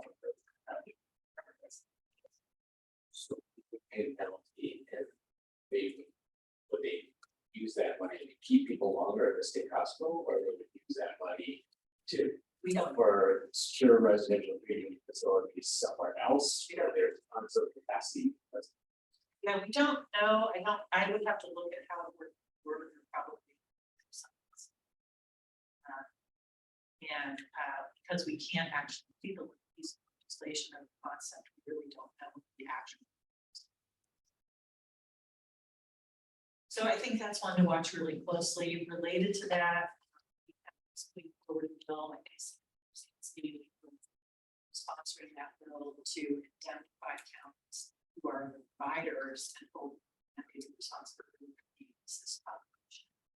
Just because of life that are associated with that population, that's probably not going to go forward for all sorts of reasons. They're technical. The fact that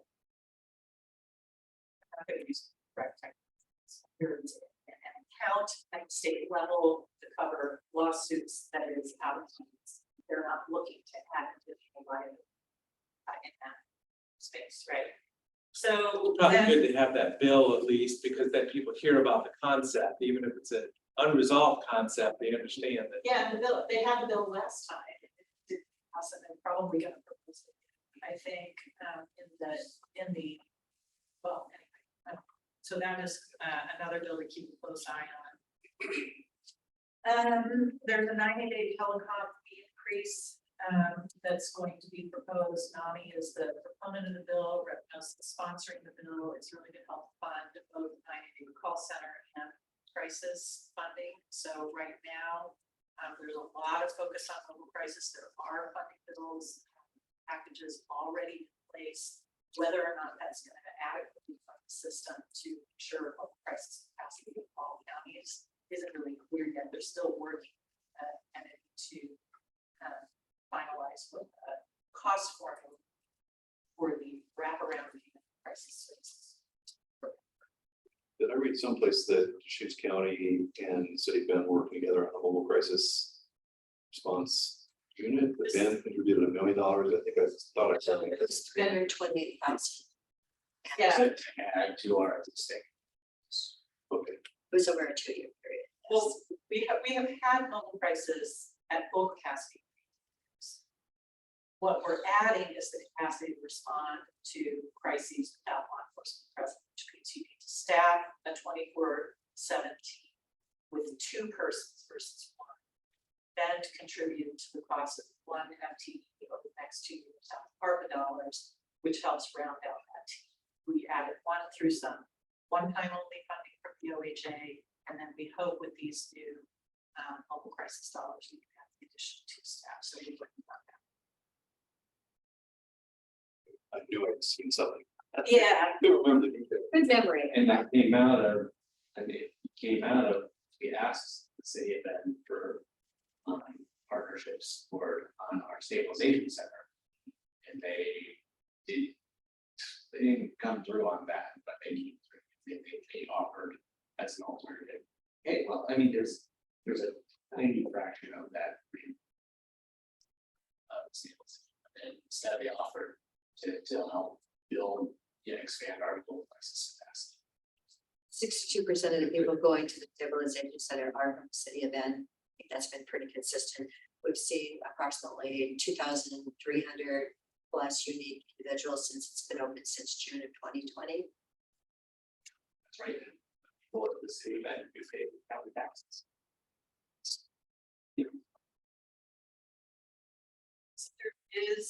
There are also efforts to take funding specific to stabilization centers. I don't know specifically around stabilization centers, but that's a desire that the entire system has, at least in terms of behavioral health provider system, that counties have the capacity to fund what's, frankly, a pretty expensive proposition. So there may be some additional dollars identified at some point in this process, which is just starting to help fund stabilization. Be sure to explore that there's a policy option. Yeah. Yeah. And we've been asked to participate in providing them a cost report to really think about what is it actually cost to run stabilization. I don't know how from a policy option package to a sponsored bill, but if a policy option package is just a good idea, waiting for legislature to pick it up, then I think we should be actively encouraging. Bit of an odd year because we have a new governor coming in and they've decided to use a process which I haven't seen before with changes governors.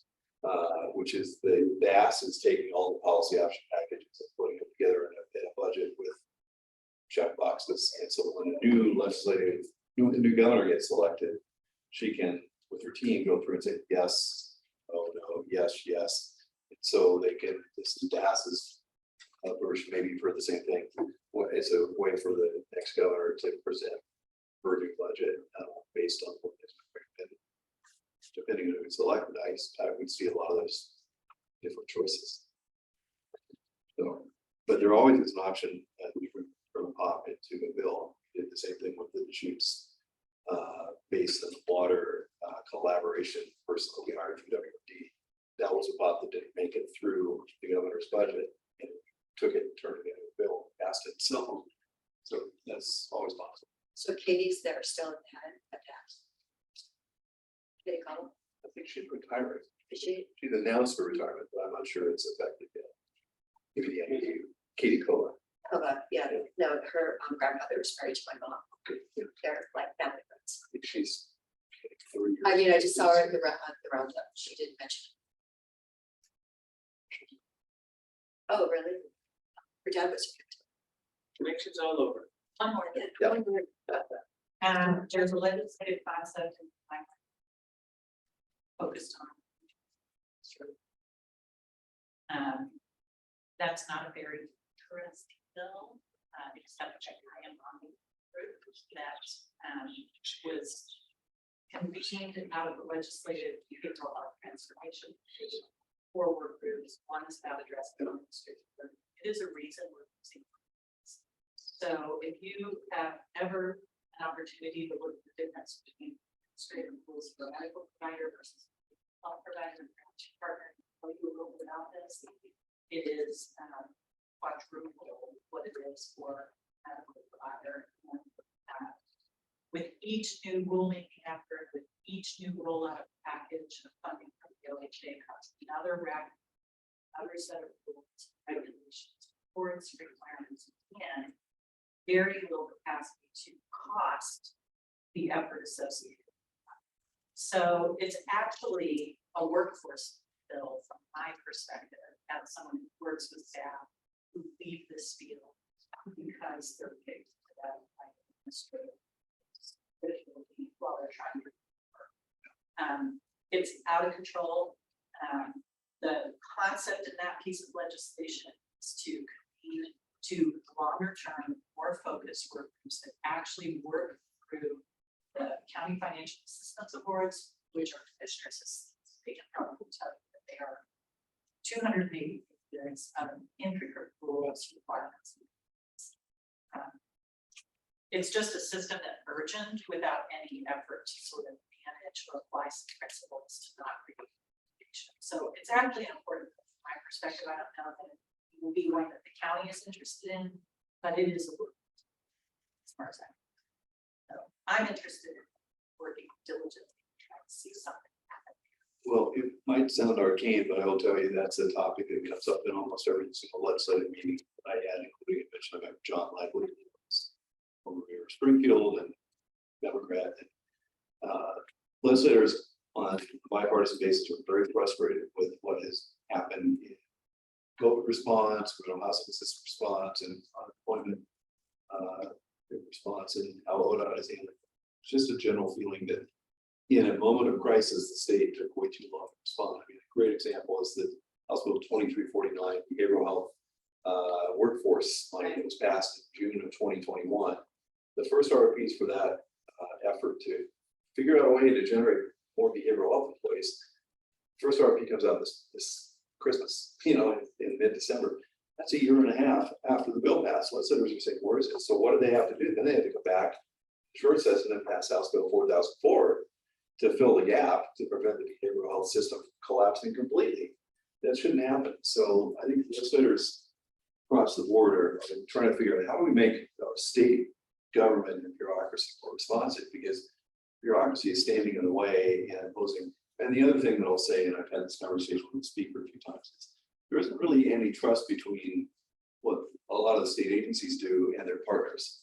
So the state agencies say, well, we don't trust Deschutes County. We don't trust neighborhood impact. We don't trust JBRJ. And so we have to write a 79-page contract for JBRJ to develop to implement child welfare services and this ridiculous level of oversight when, hey, JBRJ is professionals, been there for 20 years and they have a board that oversees them. So there's a going on my soapbox because it's been on my soapbox. We like soapboxes. But we gotta have, that's the problem with the bureaucracy in every department. They don't trust that their partners at the community level, community action or a county or a city, a profit can do the job. And instead, they need to have more faith that the professionals, the experts, and the elected officials at the local level say, hey, we want to spend that money effectively too. So I think this bill is very interesting. Yeah. In my election. We refer to it as, so there's a lot of conversation right now. And what accountability often equates to is, and recording is now outcomes right now. Yes. And I think that there's a fundamental philosophical shift that has to somehow be operationalized, and I'm not the person to do that. I don't know how a legislature would do that, but this comes from the legislature to the agencies, to the counties, to departments, to cities. Yeah. And often the people holding largest burden of accountability, but least amount of power to change what's expected, or even change resources available to them. So somebody at some point has to think about a meaningful way to have investment measured for meaning and impact without imagining that we count widgets for the next 6 months is the way to get there. And this bill might be a way to philosophically start exploring that, but there's enormous resistance to it, enormous. And legislators ask for reports too, so they might complain about the speed at which the organization responds, but every single request for data is another piece of work for an agency. So at some point, somebody has to mind the store and say, we have data here, maybe what we look at are some large benchmark outcomes. Anyway, I'm not going to solve the problem with despair, but the problem is huge. And so, I mean, step joining on the soapbox for your opinion. a huge amount, in my opinion, a huge amount of the desire for accountability center comes from a very active and deliberate effort over a few decades now to undermine public faith in the public sector. To portray people who do government work as incompetent, lazy, stupid, or even worse, corrupt. And so you have people who are completely productive. And you respond to that, you say, well, we're going to make sure that we monitor these people up the yin yang to make sure that they're not wasting your money. And what did we end up doing? We end up recording so much data on how they're not wasting your money, that we're wasting your money by picking them up. So I like it. I mean, I think this goes way, you know, that the faith of our society in the public sector in history of the states, and there are people actively cultivating lack of faith, mistrust, and skepticism.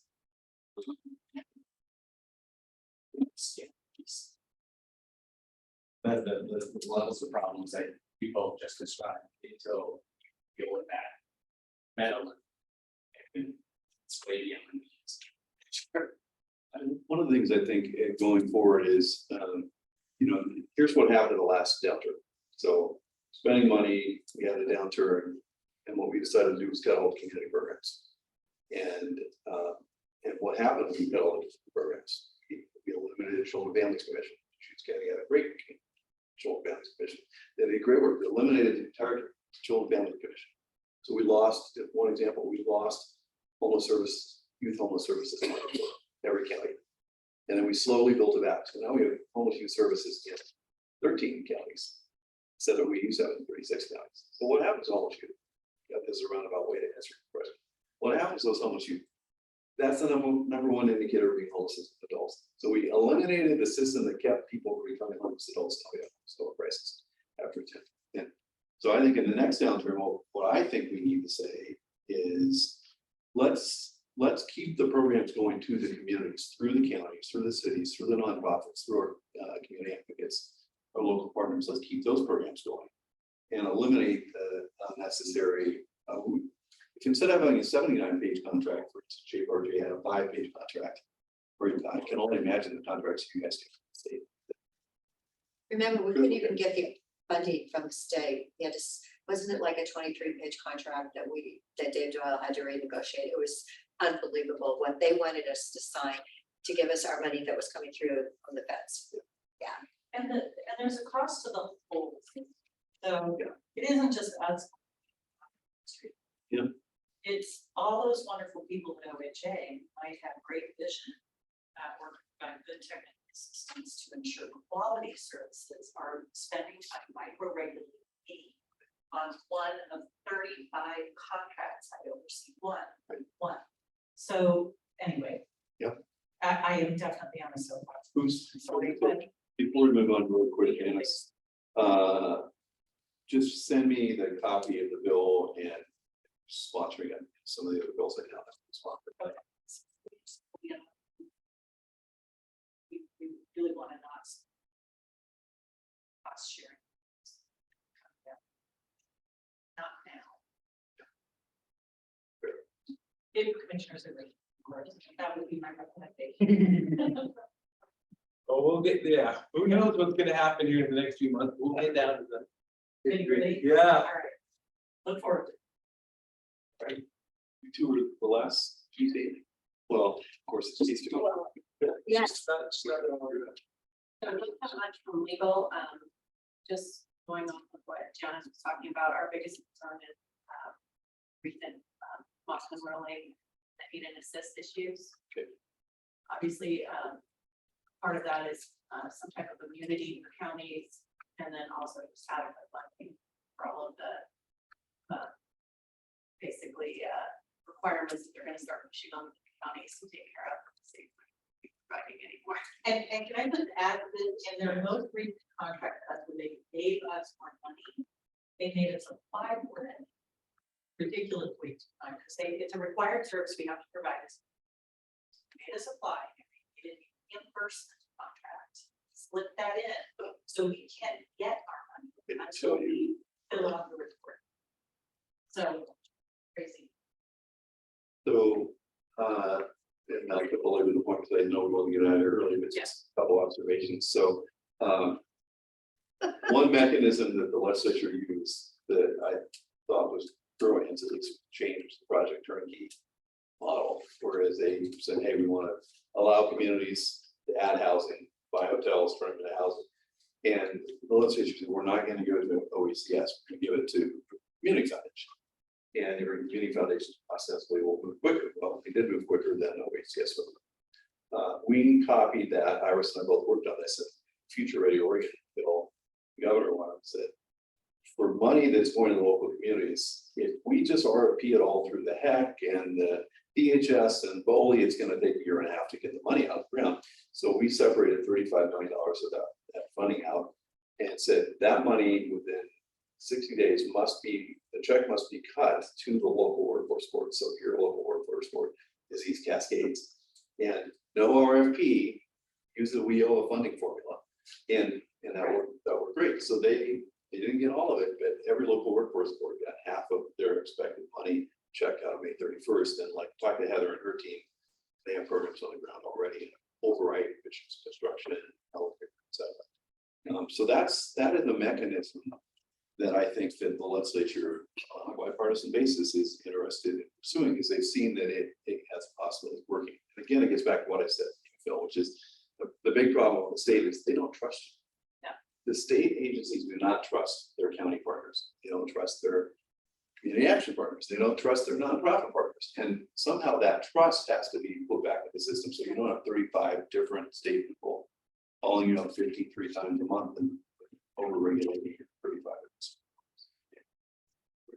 My soapbox.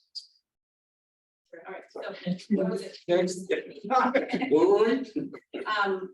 ledge, it's not urgent, but the public records form, it seems to always come up in every session. And we're concerned about any type of monetary impact that any of those changes would have. The cost. Yeah. It does come up with session. Okay, well, a little bit light to the soapbox, just a little bit. So, or the amount of time that it takes for the state to release money, even if you're directly named in a household for those for as well. For the Christmas tree list with projects dedicated to the community, just take forever. And the funds. Back to that. As you know, a lot of these things that come up were all funding issues for a lot of departments, so they're all finance related. So, of course, there's going to be interest in that because there is a need. My list also said that, like Lee Randall's, is if there's any procurement issues related going on, we usually try to pay attention. That usually has some impact as well. From the treasurer aspect, if there's banking or financial issues, we usually try to track those. We do have a member in OAFO, or Association County Trade Officers, that meets with the legislative committee at Salem. So that is a mechanism. Try to get some priorities through, but not always as well. As mentioned, of course, house funding that we invest in as well. If there's any member-directed spending that happens this time around again, making sure we have it here and we have a list of projects ready to go for that. You can be beneficial to that opportunity. Yeah, I think that's. I think on that last point, it's never too early to start thinking about that. Robin, Senator Noble, asking whoever represents North Bend, South Redmond, will be asking, in fact, when Richie comes to your southern border, he's still fine. He's asking the same thing.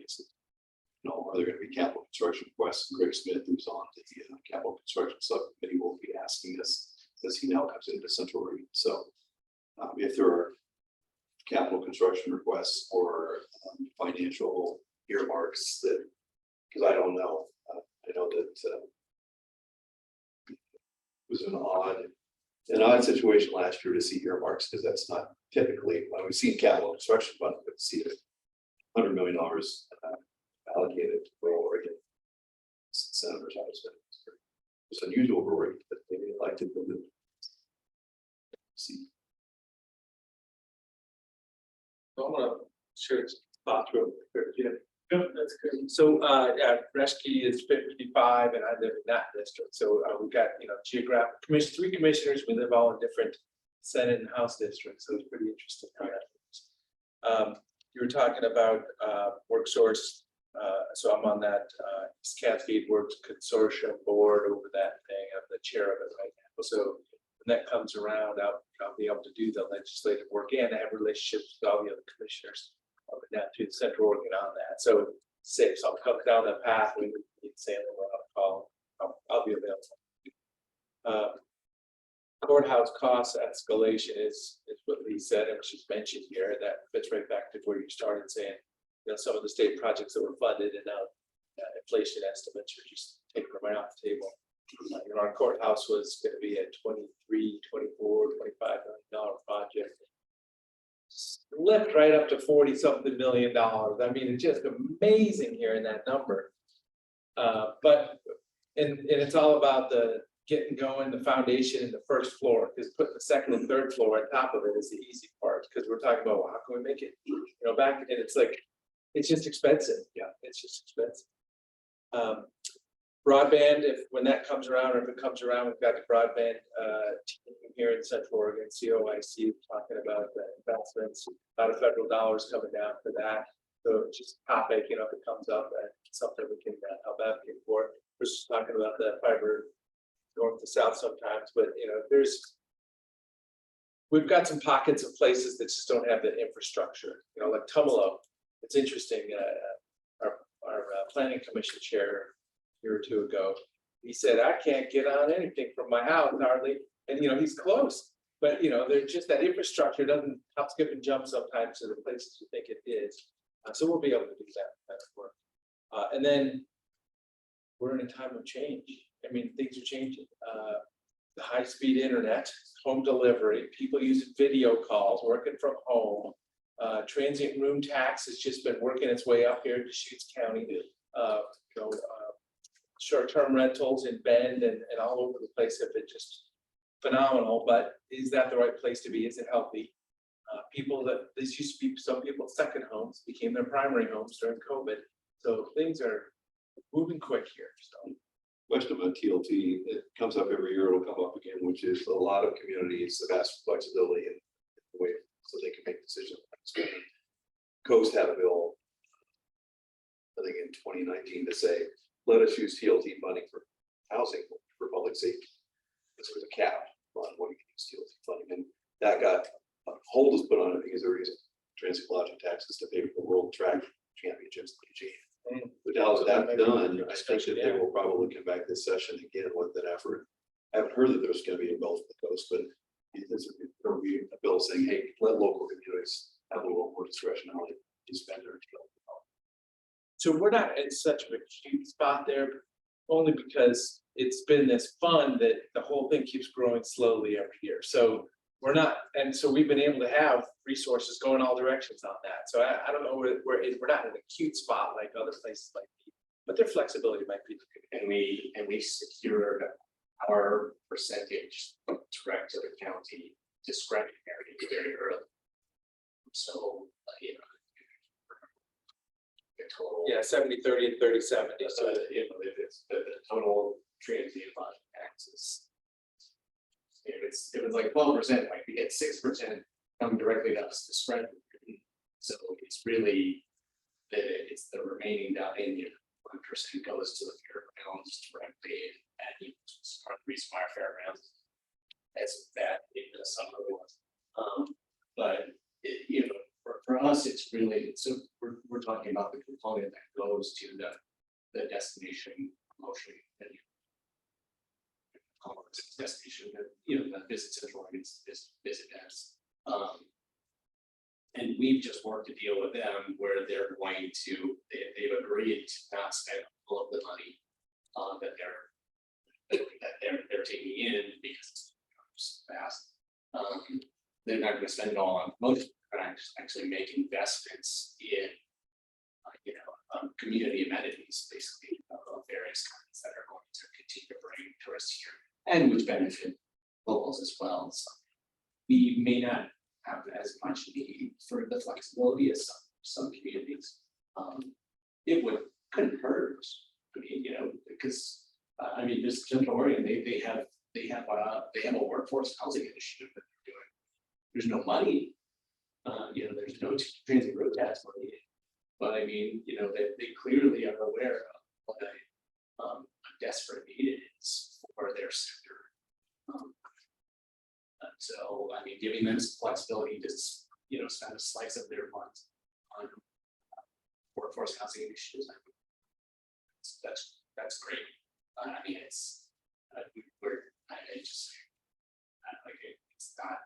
not my top legislative, right?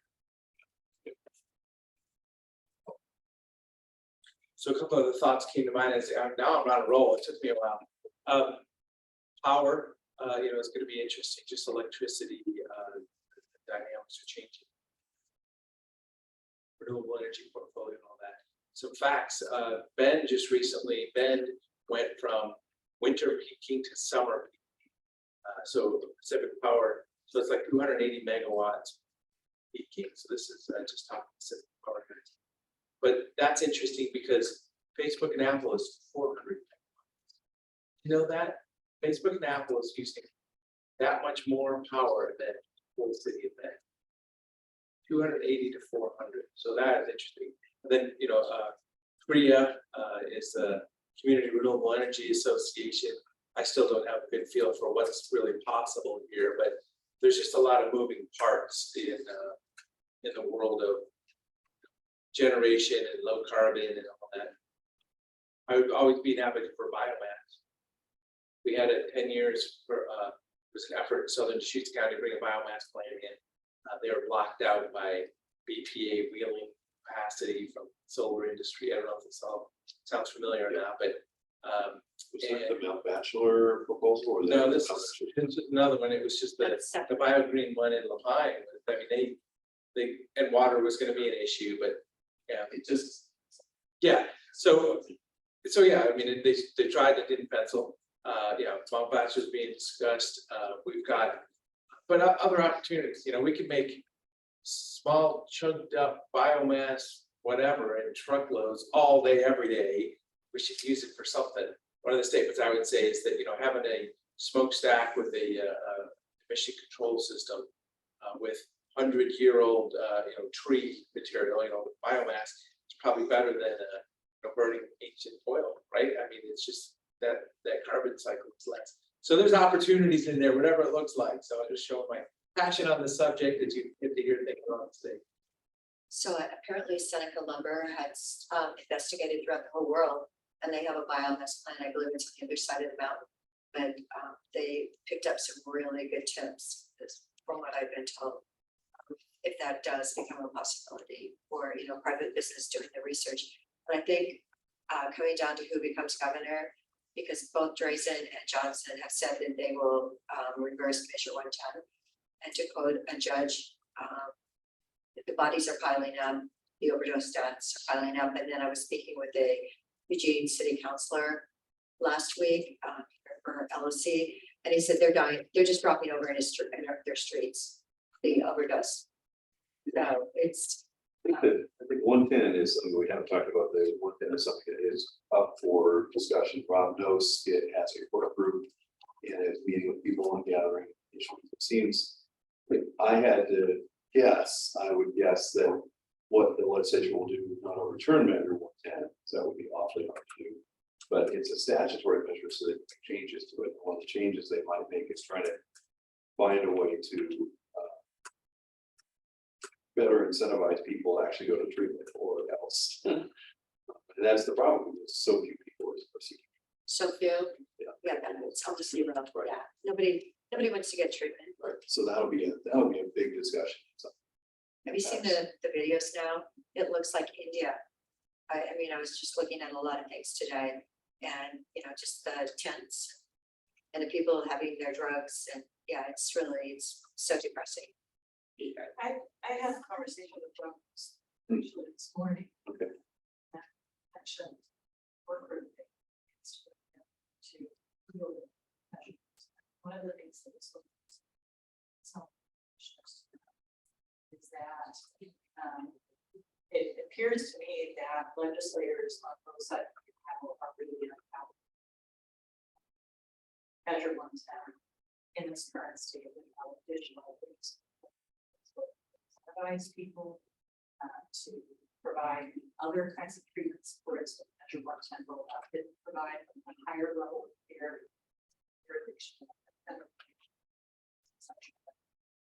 And to really look at, okay, not concept use, what are you that will set up?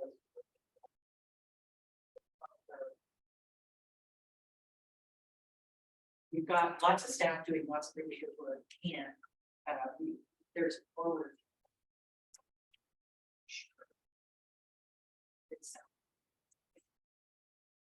Who did you mention? You said.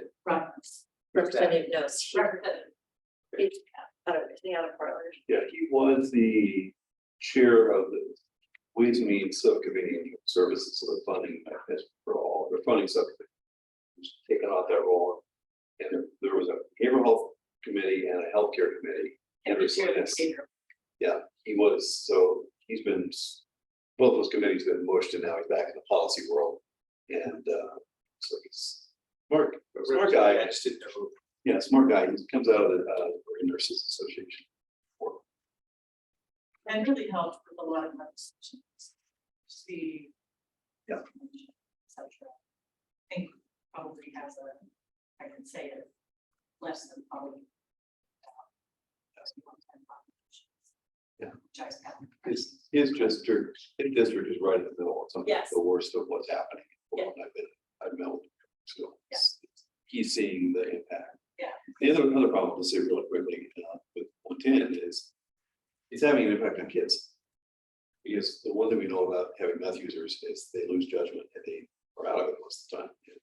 Lots of them have kids, and now the kids, so we're seeing 10, 11 year olds coming out of it, which is really kind of good thing to happen. So something needs to change just to get back to the goal, was to get more people on treatment, to get off drugs, and it's. Well, my understanding, there's a big pool of money building up though too, right? They haven't been able to make decisions about distributing dollars. Someone was Just that. Yeah. We are. Figure it out. So I do think. Like $150 for the purpose, but Yeah. you know, We need to actually see the money in action. I think there are many communities that are literally just hiring staff. Well, and I don't know how much. Yeah. I don't think I think we can be very frustrated about this slow rollout of the funds to expand fast. I don't think we can declare that treatment capacity a failure till we actually put the money on the ground in services. There's push and there's pull, right? There's compelling people to go to treatment is good, and having capacity to treat people actually, doing better outreach. And we don't know yet whether the pull that's being created is effective. Well, I have a chart on my phone with the overdose deaths from Oregon, and it's frightening how bad they've been. So this chart hasn't been updated since March, but 2022. But it just looking at it in 2021, yeah, it's been going nuts. Yeah, that's right. And like as I was saying, and as Commissioner Brooks just pointed out, these dollars are just in the grant. So your figures from March 2022, when these resources that the people of Oregon voted to put in place were not operational. So I do think we need to wait a little bit to see whether those investments actually have the effect. We can't prejudge the investment in capacity side. If it literally just. It does kind of beg the question of how do we make sure that the next time we can come up with something like this, it doesn't take a year and a half or 2 years to get money in. Which is, I kind of think goes back to what you talked about, James, with the bill. On how do we make the state government more responsive to local communities, so we have a quicker response to crisis. An example and the workforce adjustment example, those methods of deploying funds faster are very used. I mean, maybe that could be part of the number 110 the group this as well. Yeah. I was gonna ask on 110 on the other side of things. Those really took away discretionary dollars from counties and cities to fund this program. Yeah. I mean, have you heard a lot of feedback from counties and cities about the decline in this discretionary fund? There were the plans made by the legislature a few years ago to backfill all the resources they lost, and they did not live up to that promise. And there will be another push. I know, I talked to AOC, I talked to LSC, they're going to make a push on this. LSCs were involved. Scott Winkles is the lobbyist who works the Oregon cities, and Scott is very knowledgeable. Scott has some very good ideas about, instead of what the incentives to get people to treatment might be, what judges could use and what the courts could use. But yeah, It's dramatic. yeah, right. But then you have to see Channel 21 here, KTVC ran what marijuana is doing, because the kids, the 12 to 25-year developing brain and the psychotic disorder from marijuana use, because they've always been told it's medical and they aren't worried about it. So they had a really enlightening news blurb on it 2 weeks ago, I believe. And it was it's interesting. We've had our fentanyl loss of the youth and yeah, we're not immune to what's going on out there. Fentanyl's the next big wave of kids. I think that's something. Right, it's a really big wave. And then, of course, because we don't have anything to do with schools, but I see now we're at the bottom of the nation with testing. I mean, what do you think? Do you hear anything that's gonna happen addressing that issue? Yeah, getting kids back in school. Well, my stepdaughter was at her last 2 years of school, and she went to UO last year completely unprepared. And her college professors were shocked by how little kids had learned. Hey, so. And she got into the University of Oregon, and she was one of those good students, right? Well, Tiger High School didn't fail last year. Passed theirs. Everybody passes. So I think, getting kids back in school. I mean, I think as I mentioned before, we also work with school-based health centers, which are set up by the local school district and communities. And over 50% of the visits now at school-based health centers now because of the issues that have come from it used to be 10 to 12%. Just here it's about 50%. So that illustrates the need for kids of that age to be around their social circles and to be around other people. So, and county behavioral health is providing that component in most of the school-based health centers. We have 7 school-based health centers. And yet, in our statistics, locally, but it's been that way for a long time, and that may be because our primary care providers have been released to behavioral health issues. They're great resources. Great. Any other comments for the afternoon? We had prepped a list in advance of today's meeting, and we hit almost everything. The one thing we didn't touch on is relating to parole probation, and Director DB Holcomb is the phone number that's on the line. So we would have to have DB unmute and provide a quick update there, and then I think I'm track. Great. And it all. Good. I couldn't tell by the number. Diddy, you should have had a big one. All right, hi there, can everyone hear me? Yes. Yes, we can hear you. I got silence. Oh, Yes, you're perfect, fine, thank you, Dee. thank you. Okay, yeah, I appreciate the conversation. I've been able to track most of it. So I did just want to chime in, parole and probation is looking, we're at the moment, the association of community corrections directors does not have any pending legislation, new bills, but we are planning a strategy for a request for full funding based on the current biennium. We have just recently heard through DOC that the population forecast increased. So the agency request budget went up by about $20 million. So I think that was 355 million. Just a few months ago, we were looking at 335 million.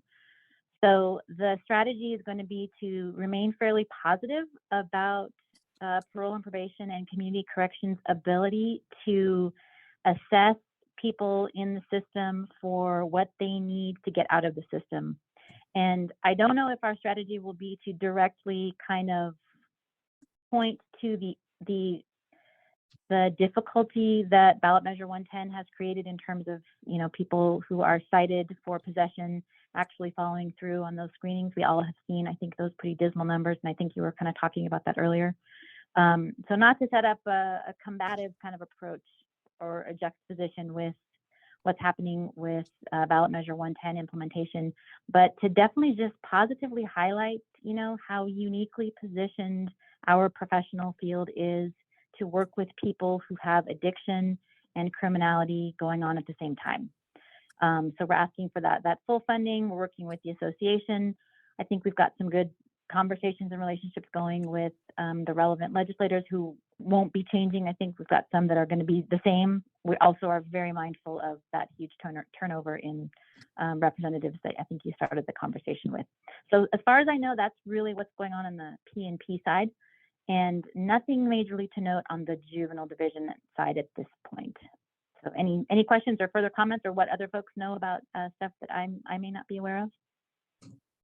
Yeah, just a quick question. I know that the lobby team that represents juvenile directors is Laura Smith and her sister Bessie Jones. Is that the same? Do they also represent community corrections? They do. Okay, good. Great relations with both of them. Yeah, they're helpful to know. Oh, perfect. Yeah, they're great. I think they've been with us for years. I mean, as long as I can remember. So they know what they're doing. Yeah, thanks. Great. Thank you, DV. Thank you for being there. Is anyone else that we can't tell? No, I think that was it. Okay. Commissioner Chang. I wanted to update my fellow commissioners. Asking during the state community renewal program, so they surround and funding on the phone. Yeah, we got an email, I think, on that last week, because I called them and I said, wow, we didn't think that was going to happen. And did anything else get, remember, just we have 5%? What I have not gotten to the bottom of yet is whether any of our other projects got funded, like the ones from, yes. We got not to get you overlay. We got an update this week. 2 of the applications that we put in related to facilities grants were not awarded, and the 3rd application, which was a solar EV charging water station for emergency use at Fair Expo, is still under consideration, and we expect that we'll get an update in the next few weeks. Jen, is that my correct? They said next week. Next week, this morning, so we'll see. So that 3rd one, we still don't. Interesting. I mean, yeah, that advisory board meeting yesterday, they said, we got this many proposals, we funded this many, here's the list. Of course, I saw Deschutes County, but it didn't say what projects, right? I knew about them, that's the project. We didn't get into, we don't need to get into the weeds. The point is that is an example. A piece of legislation was passed. The projects region, very few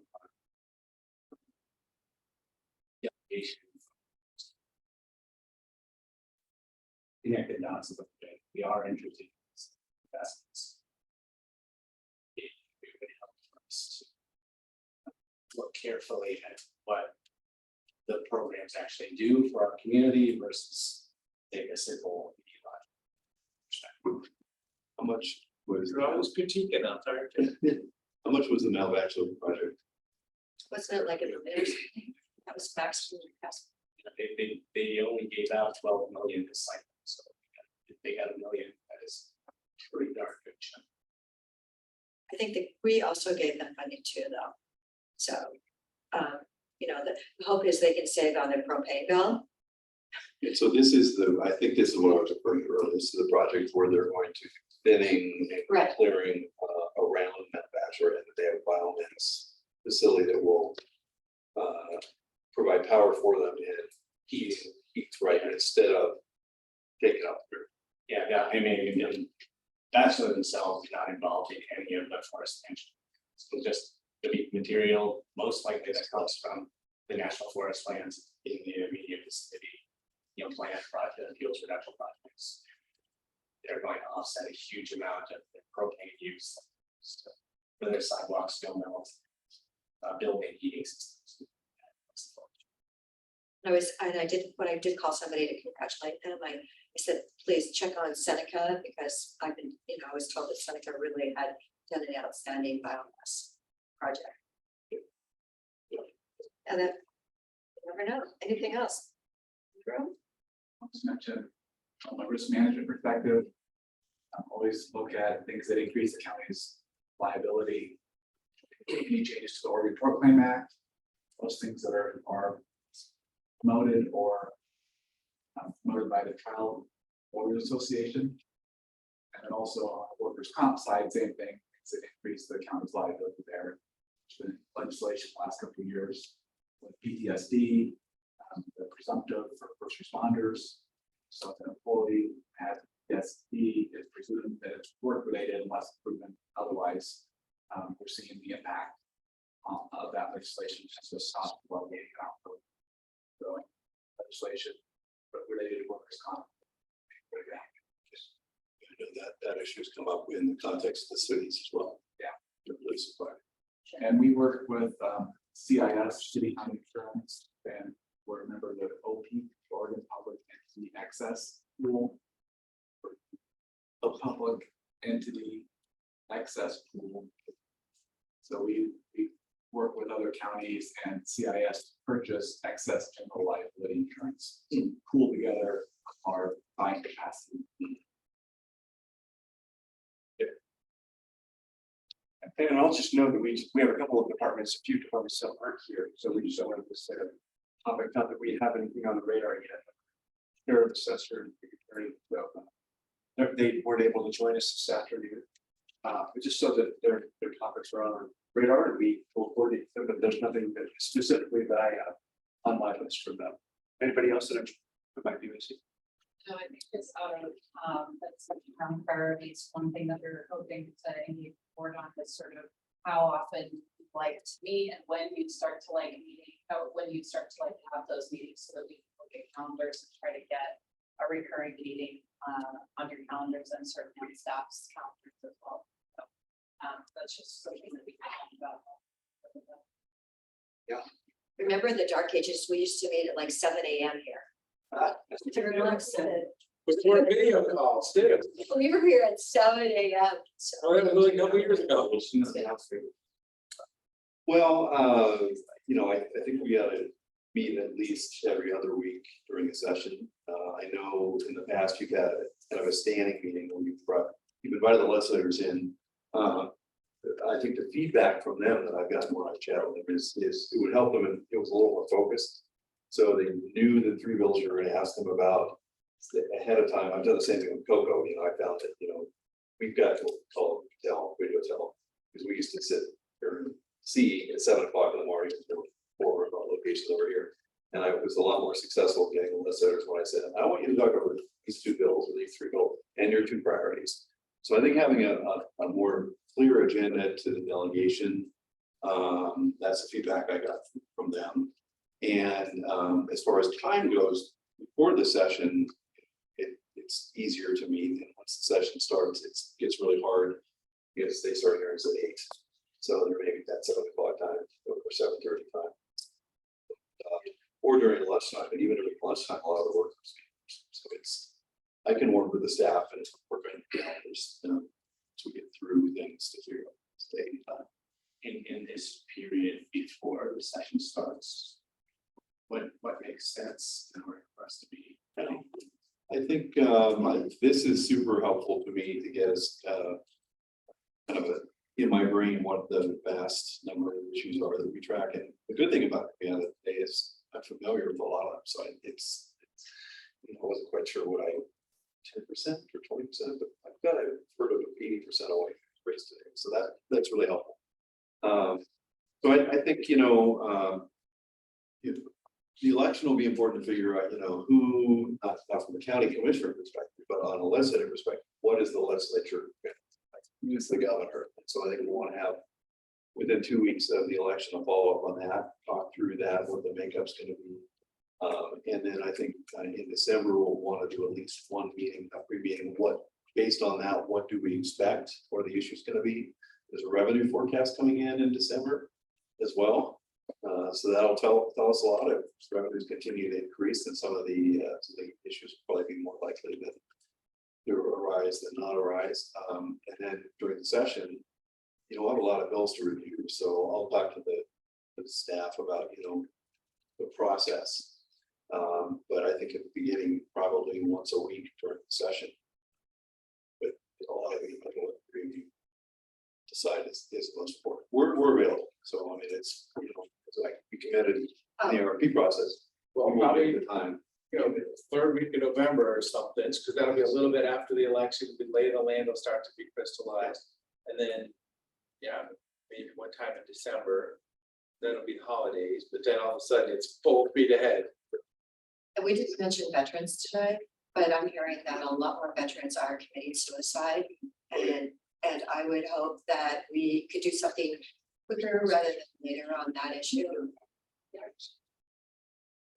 It's a lot of. Right, I think it's really, So we then, have a lot of veterans here. so how about communication flow? And we'll work it out more in the future, but I've already got your phone number, so you're not gonna get on the phone, but we've got a lot of staff. We're gonna, some of these, we'll be like, yep, full speed ahead. Deschutes County wants to do the other things. You'll be like, well, we're kind of not so excited about that, political or not, there'll be different guidance for different. But yeah, communication flow. I think we talked a little bit about this yesterday. We've had departments kind of come through admin jointly to our lobbyists, just so that we can make sure we're in alignment with priorities and positions the board is. And that's true of the board as well. And then as far as your direct communication, I really defer to the board on what you prefer to do. I think with PAC West, we had a little bit of a combination. Some of it was coming through staff to you, and other times was direct. So. We'll maybe talk about it more. I don't know if we can cover it all today, but we've had some of these bill tracking tools where we put a priority on. So you have tools like that in place. But we have the exact same system. Yeah. Yeah, I think the meeting made it as early as the week of Thanksgiving, I thought Monday, might be a really good thing. The reason I say that is that many people will have been at AOC the prior week. Right, that's the priority. That's Everybody will, very we're gonna hear a lot in AOC. There you go. A lot of the staff members will hear from their organizations, what may be happening, and commissioners, everybody else will be hearing from colleagues. This is what I hear, is see, maybe so it's either that kind of Monday because it's fresh, or the Monday after Thanksgiving, which could be like light years away mentally after the holiday. The 21st actually looks like it would be the best balance. Okay, so maybe we can think about that, and then we can aim for that meeting in December. Yeah, that's good.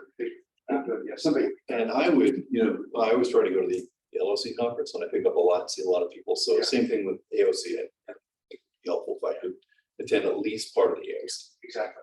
But I think we're gonna try to have a county dinner one night, so.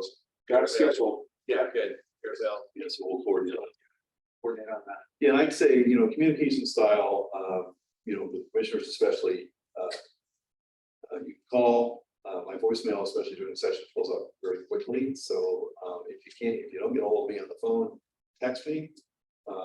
Wendy and I have already talked. I'm not going to send you back 300-word text response. I'll put the responses in email, but I can do a quick response. We are between Iris, Corey, and I are all going to be available. Maybe they'll find me, or I can find them too. So I would also say that Commissioner Devoner, when I floated the idea about the foreclosed property tax revenue, tax foreclosed property revenue. I don't agree with it. So I would encourage among the commissioners for us to ever again. If we're, you know, if we're meeting weekly with. And ask questions and assess where things stand. Maybe not take two ideas too far. It's fine. I absolutely support that. Makes sense.